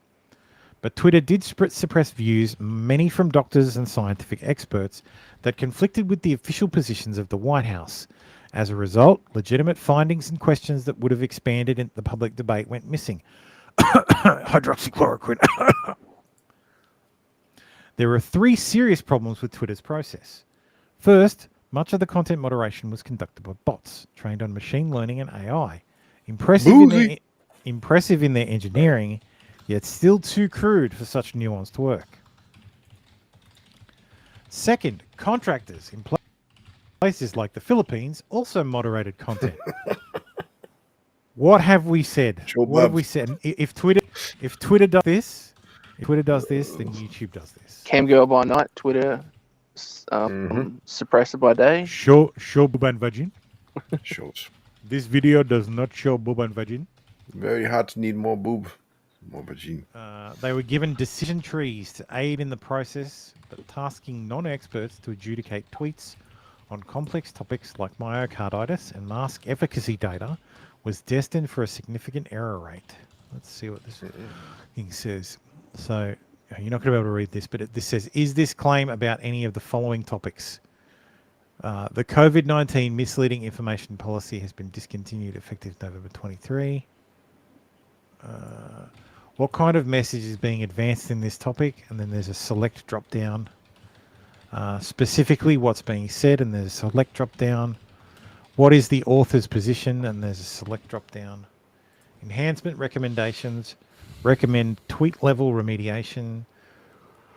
Where is... Oh, sorry. Damn, stop yawning. I know, sorry. Where does the misinformation reside? Additional recommendations. Additional recommended remediation. I think they could have tried and gotten a blurrier fucking image. What? Yeah. Third, most importantly, the buck stopped with the higher level employees at Twitter who chose the inputs for the bots and the decision trees and subjectively decided to escalate cases and suspensions. As it is with all people and institutions, there was an individual and a collective bias. With COVID, this bias bent heavily towards establishment dogmas. I'm shocked. Inevitably, dissident yet legitimate content was labelled as misinformation, and the accounts of doctors and others were suspended, both for tweeting opinions and demonstrably true information. On this topic, I saw a tweet the other day, and the tweet was retarded, and I looked at their profile, and their pinned tweet was from October 2020, and it went through the numbers, like the potential. It was a doctor. I think it was related to someone, like it was a congressman's sister or something. And she asserted that, there's 330 million Americans and the infection rate is about 40%. That was like, say for easy chance, 150 million Americans. And let's say that X number of people, like 5% require ventilators. And I saw that and I thought, you know what? This is now misinformation. Because we now know that once you put someone with COVID on a ventilator, that's it. The ventilator does more harm than good. And our first response, which was based on the fucking the Italian experience in North Italy, was that these people need to go on ventilators. And the survival rate on a ventilator was incredibly low, which made COVID seem incredibly dangerous.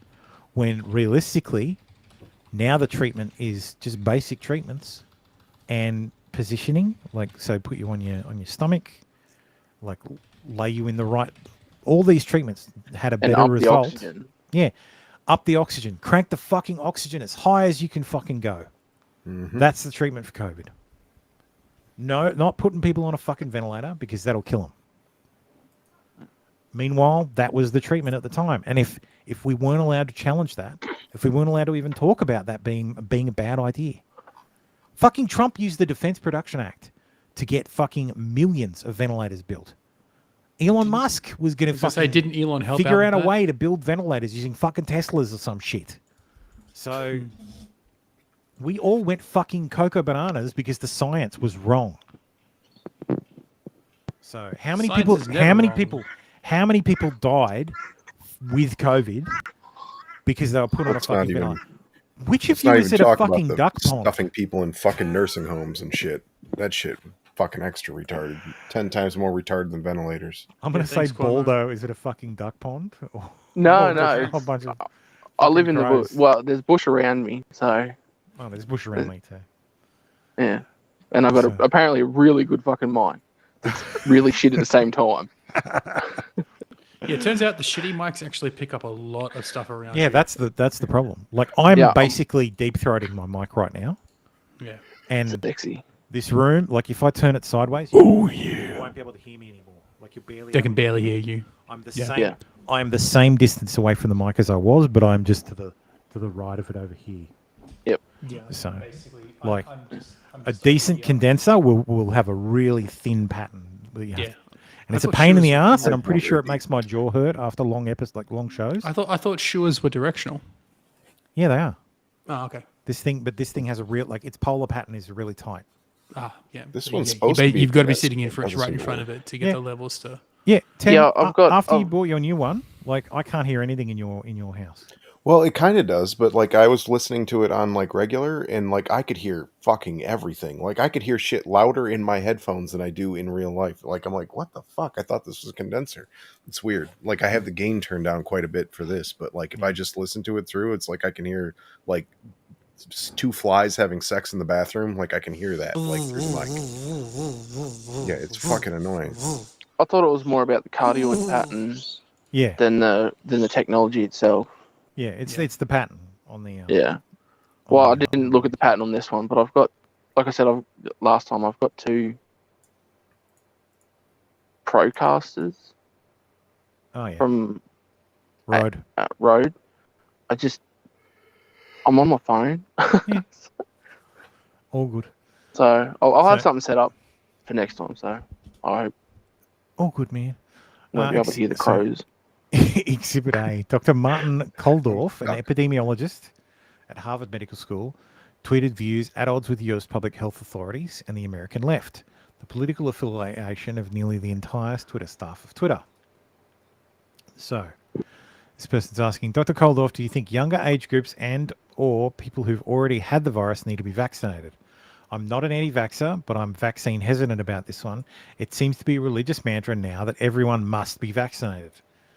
Dr. Koldorf responds, no, thinking that everyone must be vaccinated is as scientifically flawed as thinking that nobody should. COVID vaccines are important for older high-risk people and their caretakers. Those with prior natural infection do not need it, nor children.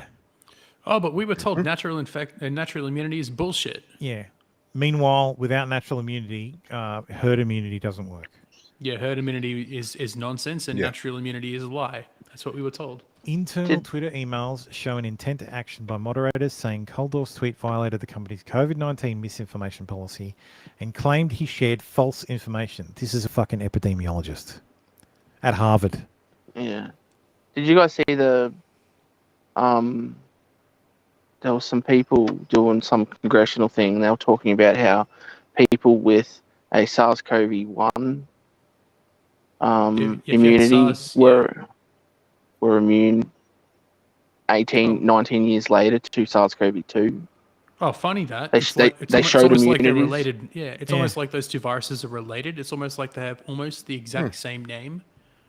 Like, yeah, and they were talking about it, and So I had a horrible flu. I think either January 2018 or January 2019, but before COVID, I had a fucking horrible flu that literally took my fucking sense of smell. I thought I was going to fucking die. It was that bad. And I've been exposed to COVID. No fucking issue. Not even not the slightest of anything. And they have found that if you were exposed and recovered from certain colds and flus, you were resistant to COVID. Patient zero. Or I'm patient zero, yes. I'm fucking... Kill it with fire. Took a long time to get off that island. I was in Wuhan. So yes, hi team, sending a heads up that we will take action on Martin Koldorf, a professor at Harvard Medical School. Imagine being the fucking functionary at Twitter who's like, hey team, we're going to take action on this fucking professor from Harvard for spreading misinformation about a virus. Like, are you fucking kidding me? Yeah, someone sounds salty they didn't get into Harvard. Yeah. Like, these people, fuck this up. These people fucking carry their balls in a wheelbarrow. Fucking Christ. But Koldorf's statement was an expert opinion, one which also happened to be in line with vaccine policies in numerous other countries, yet it was deemed false information by Twitter moderators merely because it differed from the CDC guidelines. After Twitter took action, Koldorf's tweet was slapped with a misleading label, and all replies and likes were shut off, throttling the tweet's ability to be seen and shared by many people. The ostensible core function of the platform. Like, fucking Christ. Learn why health officials recommend a vaccine for most people. Because they're fucking idiots and they're lying to you. Because they're bureaucratic functionaries who can't think beyond what they were told to do. Then, yeah, people have got their balls in a vice so hard that they have to obey what they're told. They can't. They're too scared to tell the truth. Yeah. In my review of internal files, I found countless instances of tweets labelled as misleading or taken down entirely, sometimes triggering account suspensions, simply because they veered from CDC guidance or differed from establishment views. A tweet by Kelly KGA, a self-proclaimed public health fact-checker with 18,000 followers, was flagged as misleading and replies and likes disabled, even though it displayed the CDC's own data. What an excellent example of cherry picking. If you narrow it down only to specific months you specify, which includes the largest COVID waves seen across the world, and you ignore all non-disease deaths, and you ignore cancer, heart disease, SIDS, then COVID is leading. What about guns? Obviously, guns. Obviously, I hear guns is the leading cause of Where's death the for kids regular now. flu again? Where's that at? Did they add SADS into that as well? SADS, the sudden adult death syndrome. No, that doesn't exist again. Brand new. That's right. That's right. It's artificial sweetener. It's artificial sweetener. In that sweeteners. case, Artificial sweetener triggered heart attacks. Yes. That damn And aspartame exercise, that's killing that'll do it everybody. too. I'm so going to get a strike for the end of the year. Well, Congratulations. Merry Festivus. Merry fucking Festivus. we will now commence the airing of grievances. Internal records show that a bot had flagged the tweet and that it received many tattles, what the system amusingly calls reports from users, that trigger a manual review by a human who, despite the tweet showing actual CDC data, In the Philippines. nevertheless labelled it, quote, misleading. Tellingly, the tweet by Kelly KGA that was labelled misleading was a reply to a tweet that contained actual misinformation. COVID has never been the leading cause of death from disease in children, yet that tweet remains on the platform and without a misleading label.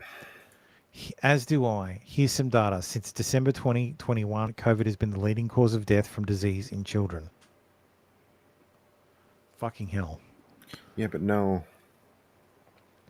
Whether by human or by algorithm, content that was contrarian but true was still subject to getting flagged or suppressed. This tweet was labelled misleading, even though the owner of this account, _EU Zebius Z, a physician, was referring to the results of a published study. Below, the first study I have seen showing that mRNA vaccines in young people are associated with cardiac arrests, not just myocarditis. First vaccine dose. Ooh, okay, yeah. Rip me and Tim. Can you open a new image and zoom into that chart? Open image in new tab. Zoom into that chart. I can't tie it That's up. a bit clearer. But red is cardiac arrest something. Cardiac arrest deaths. Purple is first vaccine dose. Second vaccine dose is blue. So here's your first vaccine dose. Here's your second vaccine dose. And here's your deaths by cardiac arrest. So they're relatively close to... It's pretty that close. Lull period is weird. So let's go back to this. What's green? I don't know. What is green? Regular Green deaths? is, Natural deaths? suspected single vaccine doses. I can't read it. It's so blurry. Yeah. I'd have to find the original tweet. And I can't because it's fucking gone. It's not. It's labeled as misleading. And Is that a graph for ants? I can't fucking see. What is this? Some sort of graph for ants? Andrew Bostom, a Rhode Island physician, was permanently suspended from Twitter after receiving multiple strikes for misinformation. One of his strikes was for a tweet referring to the results from a peer-reviewed study on mRNA vaccines. So, primary COVID BNT 162B mRNA, that's the Pfizer. That's the Pfizer vaccine. Vaccination temporarily impairs semen concentration and total motility count among semen donors with apparent rebound by 5 months, but no data on boosting effect. Does boosting yield another decline? So this is a doctor asking a question about whether the vaccine affects, showing a study that shows semen donors who have been vaccinated for 5 months post vaccination show a lower than normal motility rate and a concentration. So for 5 months post vaccine, these sperm donors in this study, according to the data in this study, showed a lower concentration of semen, and the semen that was there had a lower motility count. And motility count is important because unmotile sperm can't get their way to the egg. So the jab is making people infertile? For 5 months following the jab. Let's get this straight. The jab is not protecting you from COVID, not preventing anyone else from getting it, making men temporarily, quote unquote, temporarily sterile, giving women fucking heavier than normal. Well, yes, exactly. Yes. Yeah, so miscarriages. So what we know and now, cardiac arrests. Let's be clear. What we know now about the vaccines is that yes, they do not prevent infection. Yes, they do not prevent transmission. Alyssa's like, are you trying to get a YouTube strike? Maybe we are. So in other words, it's not a fucking vaccine. Well, yeah, it doesn't prevent transmission. It doesn't prevent contracting it. It reduces sperm counts for 5 months and is doing things to women's periods. Mm-hmm. I don't know what I can or can't say, so I'll be as vague as possible. But I believe they 1984 the word vaccine, and it's the Coof jab mRNA is not. It's gene therapy. They redefined it. They redefined it. Yeah, it's actually gene therapy, not what they say it is. Oh, but it's not. But you can't talk about that. Yeah, no. It's not gene therapy anymore because it doesn't. My totally first doesn't strike. Genes. Yeah. My first strike expires on the 19th of January. So. Oh, nice. Let's fucking go. You trying to speed run it? Let's go. Oh no! If I wanted to speed run a band, I'd be already there. We can figure out ways to do that. So a review of Twitter log files. Tim's channel will be where the show is hosted. Fuck! I might actually get subs. I might actually have content on the fucking channel. Don't be stupid. I'll make content one day. So a review of Twitter log files revealed that an internal audit conducted after Bostom's attorney contacted Twitter found that only one of Bostom's 5 violations were valid. We have re-reviewed each of the strikes and collaborated with Site Integrity to validate our findings.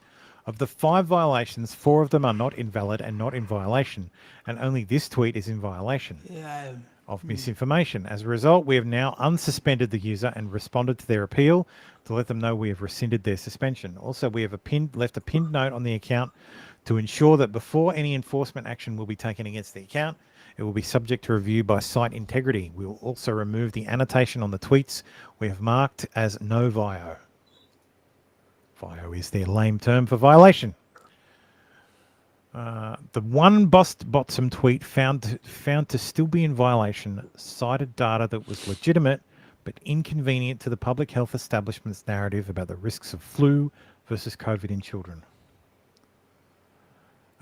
No, thank you. I'll be fine. I have my vitamin D. We can still buy the horse paste in America, so we're good. Oh well. So U.S. Rhode Island local, U.S. and local Rhode Island data: influenza is more lethal than COVID-19 in children, while COVID-19 vaccination causes serious morbidity and influenza vaccination in children. I'm not saying that Twitter. I'm not saying that YouTube. The tweets are. That tweet was not flagged by a bot, but is a violation manually affirmed by a staff member, is telling of both the algorithmic and human bias at play. Botsum's account was suspended for months and was finally restored on Christmas Day. Another example of human bias run amok was the reaction to this tweet by Trump. Many Trump tweets led to extensive internal debates, and this one was no different. What is happening to that bird? I have no idea. I think Baldo's molesting it. He's fucking just... Oh, Jesus. Sorry. I'm not even sure if it's his or if it's mine. I have the same fucking birds. Parrots or lorikeets or some shit. It sounds like lorikeets, yeah. Yeah, fucking cunts. I will be leaving the Great Walter Reed Medical Center today at 6:30 p.m.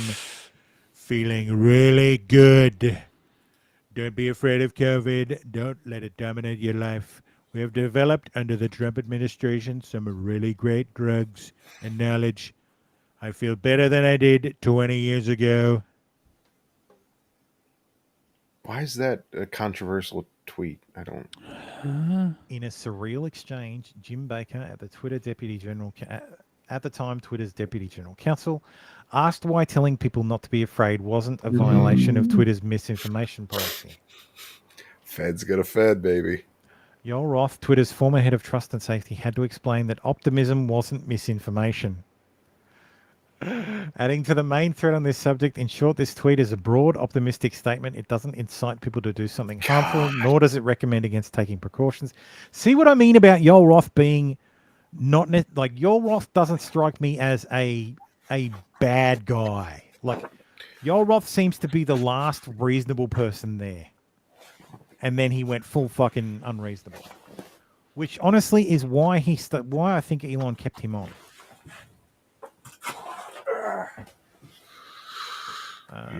Remember Kelly KGA with the CDC data tweet?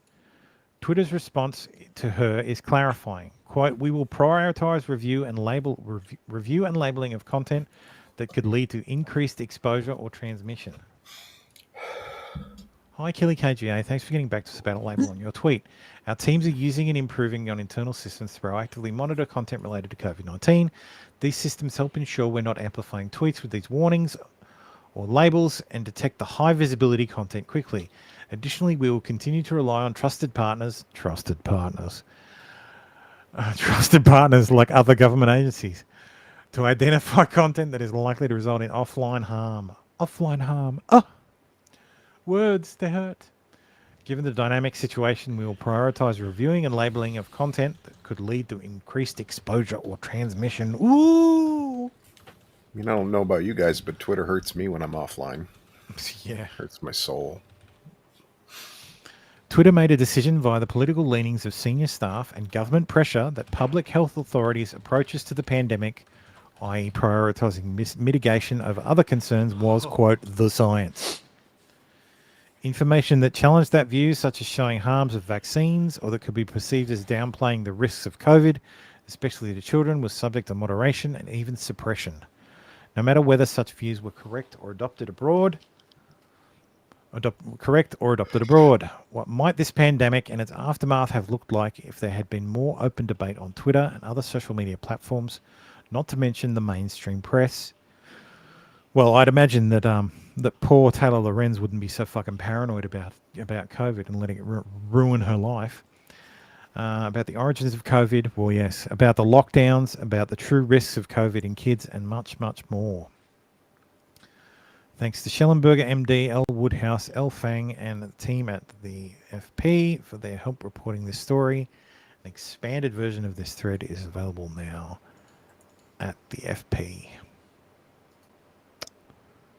So, yeah. Interesting. Based on what he said, there will be more. More. So, yes. It is essentially confirmed. As if and it again, wasn't, or like most of the Twitter files, this confirms what some of us already suspected. That the feds were balls deep in Twitter. Yeah. The sad part is, a lot of people believe that they should be balls deep in Twitter. lot of Yeah, people the believe government needs to do The something. government needs to take control of social media. The government needs to regulate social media. The government needs to be in control of what people can and can't say. Why can't we round these people up? I'd be okay with that. We tried that. Because that makes you an authoritarian fascist. The fascists. No, you are the fascist because you want the governments to be in bed and taking control of private industry. You want the government to coerce people to do your bidding. And then you're going to bitch and complain when they come for you. Oh. They'll never even see it coming. That's the sad thing. They'll see it like coming, those but communist they'll, memes. Yeah, that again. Like it's like, yeah, it's like, oh, like, well, I'm supposed to be a eclectic artist. Dig the fucking trench. It's like they don't understand that that's how it'll happen. Yeah, I just want to sit at home and get my universal basic income, and then I'm just gonna sit. I'm just gonna read. I'm gonna become a writer or an artist. I'm gonna be able to produce my works and express my true self to the world, and it's okay because my basic needs are met. Yeah. No, fuck you. No, you don't have a market. No one wants to buy your shit. Yeah, Ben Horseman says that is a recent move. Taylor Lorenz video made me feel sorry for her, I haven't seen it. I don't pay attention to but that. not in the way, she would have hoped. Yes. I don't care what happens to her. I hope she dies in a ditch. Oh, she's essentially, she's a prisoner of her own fear. Exactly. That's what it is. What was she crying about? She's terrified of COVID. Like she's terrified of it. And honestly, a woman her age, I'd be afraid of it too. Yeah, there's legit reasons. Like it's like I don't want to get COVID. I don't want to have to go through I don't want to have to go through COVID. I don't like getting sick. Doesn't matter if it's flu or the COVID. I don't. But it's just like. I don't want to take a week off work and be stuck at home coughing up my guts. Yeah. I'm going to take a week off work. I at least want to be healthy. Have some fun while you're doing it. Yeah, of course, you're going to survive it. 99.9% people or whatever are going to survive it. But I don't wish the flu or a serious disease on people. It's not. It's just. So. Well, they have antivirals now for it too, because I hear the ads on the radio all the time. Yeah, these super secret ones, they don't tell you what's in it. Those antivirals. Well, Pfizer sponsors them. They're sponsored by Pfizer, which is interesting because we don't have only America and New Zealand have direct advertising of pharmaceuticals to. I didn't know. I didn't realize New Zealand did. Yeah, they do. Yeah. Oh, Jacinda's going to get on that, I bet. It kind of makes sense. I think she might have already. New Zealand does. So ask your doctor if Cialis is right. Ask your doctor we if don't Cialis advertise is right for you. Cialis. It's over-the-counter medicines are different, but prescription medicines, you can't advertise that prescription medicine. Yeah, there's we no advertise, ask your we doctor. We advertise Panadol, Tylenol, all that. Nurofen Plus. That's common. Yeah, that's all common. But Zyrtec. Prescription. Nurofen Advance. Good shit. That. Codral. This is my bugbear too. The whole Nurofen Plus used to be great. Mixture of ibuprofen and codeine, even if it's even if it's low dose codeine, fucking kill the migraine like that. Yep. Oh yeah, it would knock me the fuck out. It would work fucking wonders. Same with Codral. And instead, they made it a fucking prescription only medicine. Yeah, the codeine is prescription only. All because a couple of fucking people died every year of codeine abuse. I don't give a shit. Like, I shouldn't have to.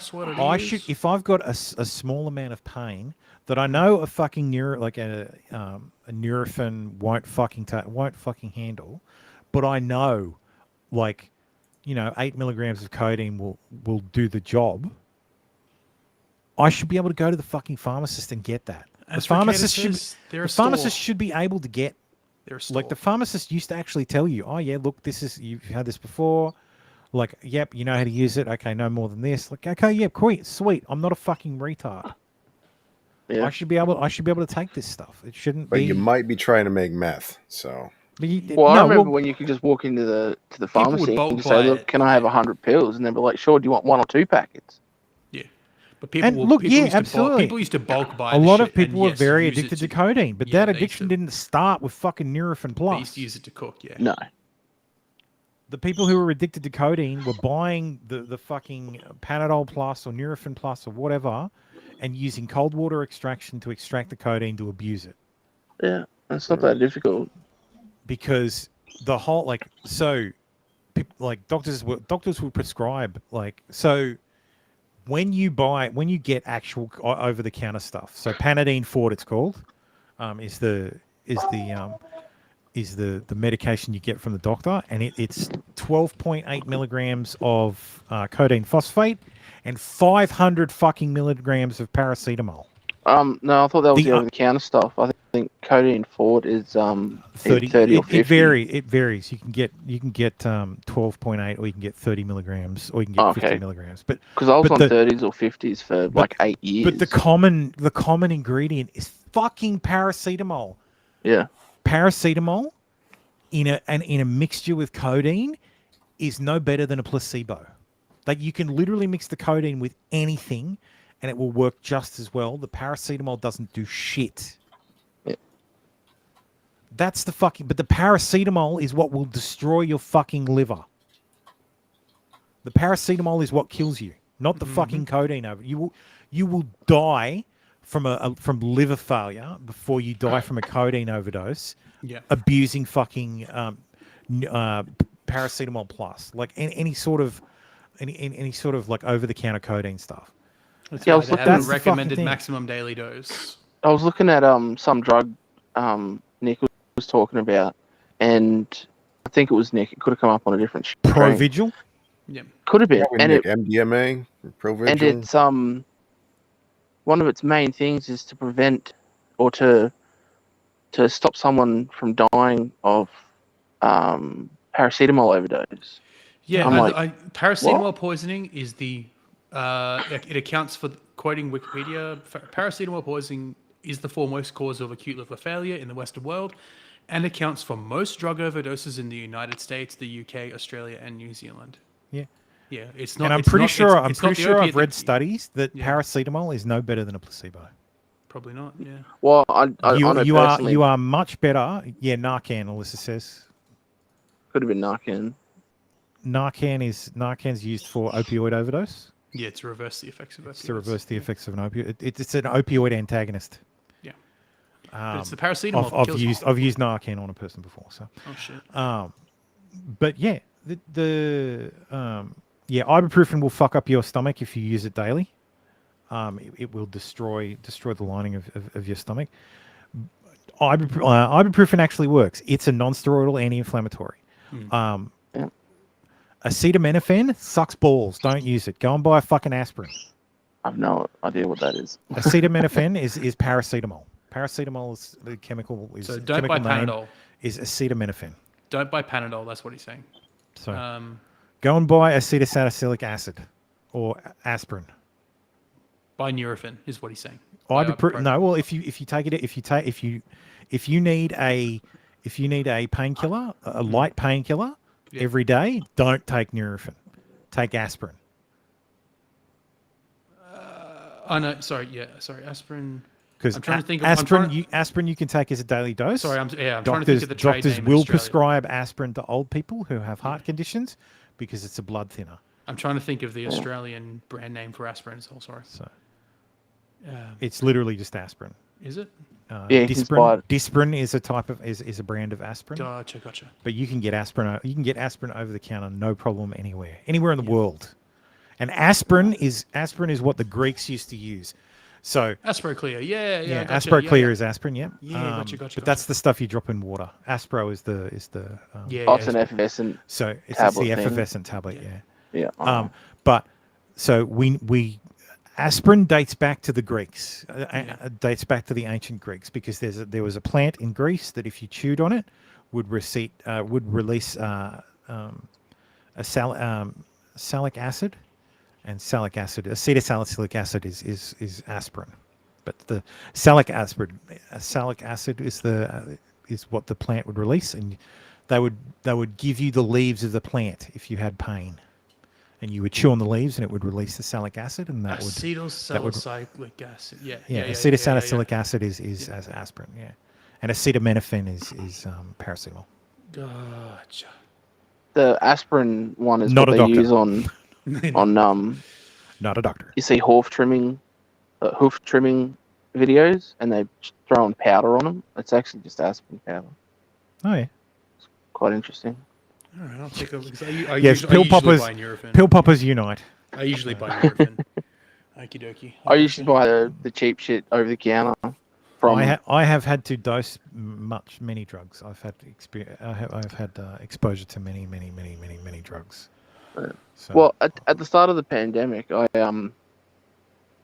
did a bit of research into vitamin D, and I started taking it. And vitamin D is great, man. If you're depressed, like if you're at home all the time and you don't go out a lot in the sun, like you don't spend a lot of time outside, and you're starting to feel down and you can't put your fucking finger on it, try vitamin D. Yeah, like vitamin D. So there's a condition called SAD, seasonal affective disorder, and in the winter time, people will feel low. And the reason people will feel low is because there's less. They're spending less time outside. They're getting less sunlight, which means they're producing less vitamin D. So humans produce vitamin D by taking in UV light and converting that through a biological process. I can't specifically explain the process because, again, not a doctor. It's just magic. Just say it's magic. Yes, Thermo loves the D, the vitamin D especially. The major natural source of the vitamin is synthesis of cholecalciferol in the lower layers of epidermis of the skin through a chemical reaction that is dependent on sun exposure. You also get vitamin C. You also get vitamin D from cruciferous vegetables. Yes. Only cruciferous vegetables contain calciferol. Fatty fish also contains vitamin D. Yes. And some in the US and other countries, cow's milk and plant-derived milk substitutes are fortified with vitamin D. Some foods are fortified with vitamin D. They'll say it on the label. It's pretty rare here. To see vitamin D fortified stuff. Yeah, exactly. Because we're a very fucking sunny country. But yes, if you're feeling if you're feeling blue, for some reason I thought there was a song that started that way. But yes, if you're feeling down and you're not getting a lot of sunlight, you can do two things. You can get vitamin D and see if that helps you, or you can just go fucking sit outside in the sun. Though, if you're an Australian, I would advise against that. I would advise against sitting in direct sunlight. Yeah. Well, how the fuck did we get here? Oh, we were talking about COVID. That's how. Yeah. Like I was saying, I started taking vitamin D, C, zinc, magnesium, and collagen. And I went from 60 to 100 milligrams of tramadol a day to none. Oh, damn. Tramadol's some serious fucking painkiller, too. Yeah. And my called up, he's like, are you still alive? I'm like, yeah, why? What's up? He goes, well, you haven't filled your tramadol script. Yeah, it's like, it's been like 3 months and I haven't seen you. I'm like, no, I'm good. He's like, what'd you do? And I told him and he's like, oh, cool. Have you got bad knees? I got bad everything. Yeah, because I was going to say, like, the magnesium probably did more than anything else. No, well, the zinc had an unusual effect, which I was very surprised about. But the vitamin D, make it dig hard. The magnesium, yes.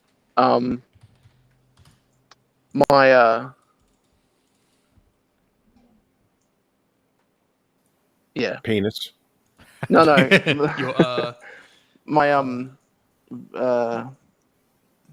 drive kicked into overdrive. Oh, right, yes. Okay. So your desire to buy a bulldo. Your libido. Okay. Yep. No, it won't work with me. But yeah, no, it went into overdrive, and I was like, damn, okay. But yeah, I have magnesium that I take for my knees. Because I'm an old man. Yeah, I usually take it to help with muscle twitches not happening.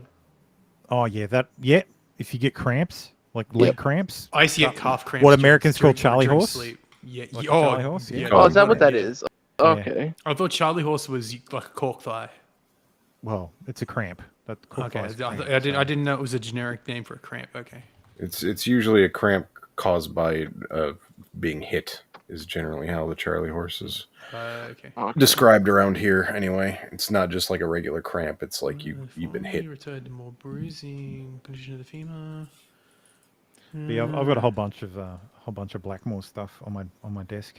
Yeah, I thought Charlie horses were like, me kicking you on the fucking leg and giving you a dead leg, but well, yeah, kind of.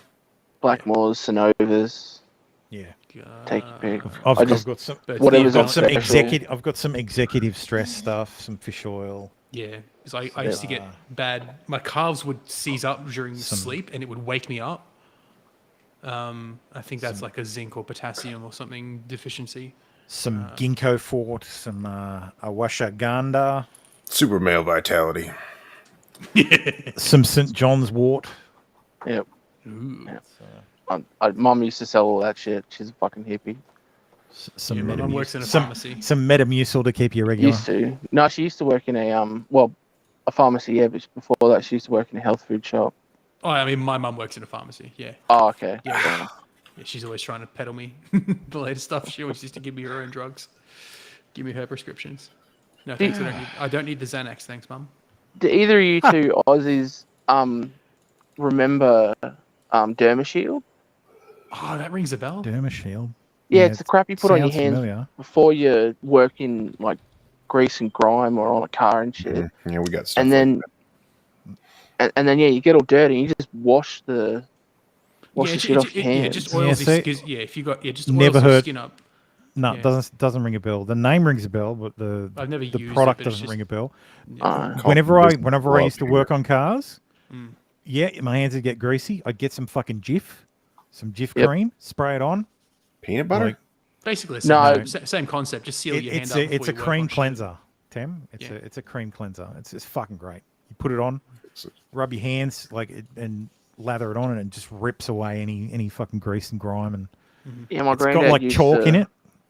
My granddad used to add like Hummus. really fine sand to some special crap he bought. And he just he'd mix like 20 liter bucket of this shit. He used to use it that much. He'd just halve the bucket out and just dump a load of sand into each of them, and it just worked a treat. That's all you need. You need an abrasive.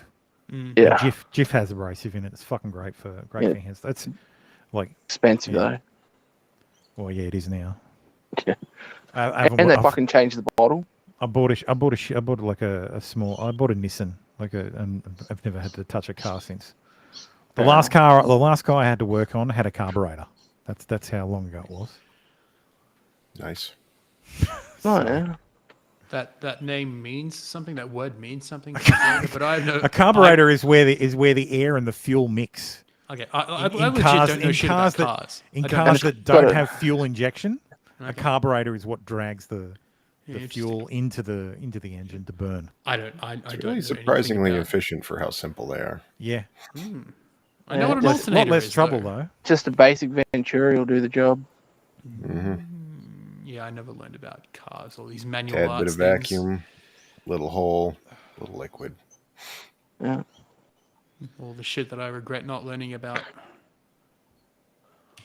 You can learn whenever you like. Just buy I a piece can, of shit and try to make it work. Google and YouTube will show you everything. Yes, that's what I plan on doing. I want to get a trike or something, but not one of those gay ones where the two wheels are at the front.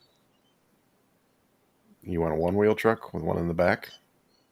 No, a trike with a single Oh, a wheel at the trike. front and two at the back, and not a pedal Oh, one I either. thought you meant like two at the front, one at God the back. damn it. No, not one of those because those are kind of dangerous and lame. Gay. Yes.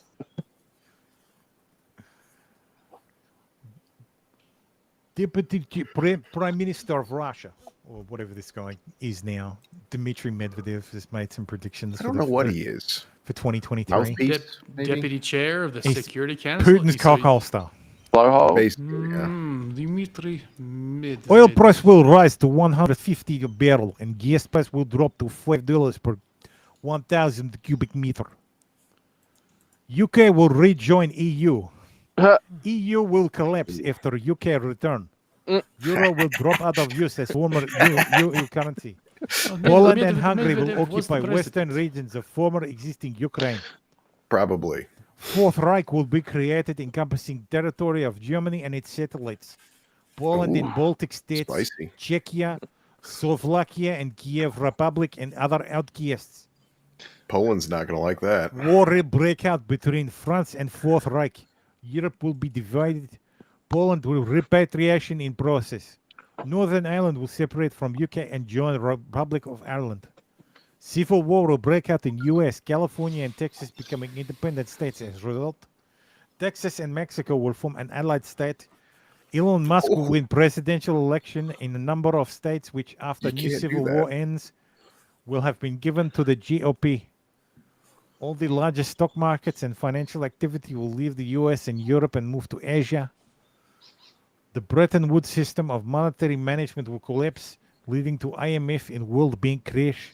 Oh yeah, let's do Euro and dollar will stop circulating as global reserve currencies. Digital fiat currencies will be actively used instead.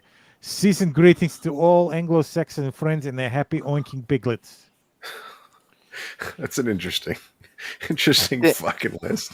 I wasn't looking at the screen. I thought you had that last part epic yourself. thread. He's a Russian puppet. No, he did that. Yes. Epic thread. Nice. So, yes. Okay, so I didn't realize Medvedev was the previous president. He was of the Russia. he and Putin swapped president They prime swapped minister positions, but until Putin got sick of doing that and made all the That's why the cock holster's very accurate. yes. But Medvedev is still. That man's Do you very think he cock realizes star. he wrote that all in his official account and not his committee call? I think yeah, he but- realizes that. Yeah. I think think he, he I think cares. he is trolling the West. Yeah, Putin was the prime minister of Oh, Russia. and then they absolutely. swapped. Putin was the prime minister, then the president, then the prime minister, then the president, then the president for life. Yeah. Yeah, and he's just like, let's just stop. It's dumb. Because the what's it called? The I forgot the word. They The reset- Constitution of the Russian Federation Yeah. said Do that they have that? yes, they did. They do. The original constitution said you couldn't be president for more than 2 terms, 2 consecutive terms. Correct. So they So, swapped and then it so they reset. just traded places. It was And then- Putin, yeah, and then it Putin for 2 reset. terms, Putin and then Putin and Medvedev, and then Medvedev and Putin, and then Putin and Medvedev, and then just Putin. Yeah, and then Putin will be eligible for re-election in 2024. But of course, it's Russia. He's going to be there for life. So Putin will win again in 2024, and then Yeah. continue to win Yeah. because they totally have real elections. The prime minister is basically just the vice president of Russia. This is the argument I fucking hate that the US plays. Oh, it's impossible to rig an election. It's too hard. You Dude, fucking. That's rich coming from you guys. It's That's like the rich. entire fucking The world. other forever. government agencies just sit there quietly. Yeah. It's literally what you do. Anyway, Yes, that meme with that, Whether of that it's your puppet own or looking other back countries' going, elections. That's exactly what you do. but yes, on that note, that we're sure to get us fucking nuked. For all Fuck of off, it. Susan. We are done. That's Yeah. it. Well, I'll just delete my account and go back to my old one. I don't have another one. Yeah, it's YouTube. So whatever. Totally not Thermo the second. So yes. Trust me, bro. Hashtag trust me, bro. Yes. All right. So thank you everyone for watching. Thank you, gentlemen, for joining me. Not a problem. Yeah, I thought You still this doing was Yeezys? gonna be a like an hour-long show, and I was like, oh, I'm not gonna be ready Fuck by no, it's then. never an hour. Yeah, it's never an hour. Never. Then an I come hour back when and you I'm have- like, not when you have a they're still panel. Yeah. oh wait, you're only on 8 now? Oh fuck. Okay. How long have we been going? 4 hours? 3 hours 47 minutes. Yeah. Nice. So yes, thank you everybody for joining. Thank you, chat. Thank you for watching. Thanks, everybody. Hit the subscribe button unless you're already subscribed, in which case hit it twice. Don't hit And it then twice we'll because that'll unsubscribe unsub you. No, that'll unsubscribe you and then resubscribe you, so that's fine. Hit it 3 times. So if No. you're already subbed, hit it twice. Twice? Yeah. Yeah, I found that actually breaks stuff. Yeah, probably. So 'Cause just I've- if you're not subscribed, hit subscribe. Because I've sat there and just subscribed and unsubscribed from someone's channel, and then I got triple notifications Oh, for a no. while. I'm like, okay, I'm not going to do that again. So we will be back. Well, some of us will be back on Saturday night, Eastern Standard, or not East, yeah, Eastern Standard Time, American Eastern Standard Time. I think maybe like normally we start at 8:30. I think we might start an hour earlier at 7:30, just because it's a special show that will go very, very, very long. I have a feeling. I put it this way: I sat down yesterday and went through the months, and I'm up to March. So, nice. Oh God. So it's going to be a while. It's going to be a long. Oh yeah, one. there's that whole 6 months before the show started that we didn't get to cover. There's a lot, like a lot happened in 2023. So 2022. I can't remember any of 20. Yeah, and nobody can remember any of it. So I don't remember it yesterday. It's going to be a retrospective of the whole year. This will be fun. I probably won't be around till midnight. So. That's fine, man. That's fine. We'll be around. So. All right. I'll be in the chat being annoying. Be sure to join us for a month by month retrospective of the absolute shit show that was 2022. We'll be on YouTube and Rumble for the entire night. I don't plan on splitting that episode because it's month by month. What are they going to do? Ban me. So you starting that Saturday our time? Or I'm going to start that our regular time. So, but an hour earlier, an hour or so earlier. So it'll be on New Year's Day for us. Oh yeah. It's going to be there early so we can rip through 6 months before it comes in. So the Americans can get to have their New Year's. So the Americans so that we can ring in the New Year with the Americans. Gotcha. Understood. That's nice. Wonderful. So yeah. All right.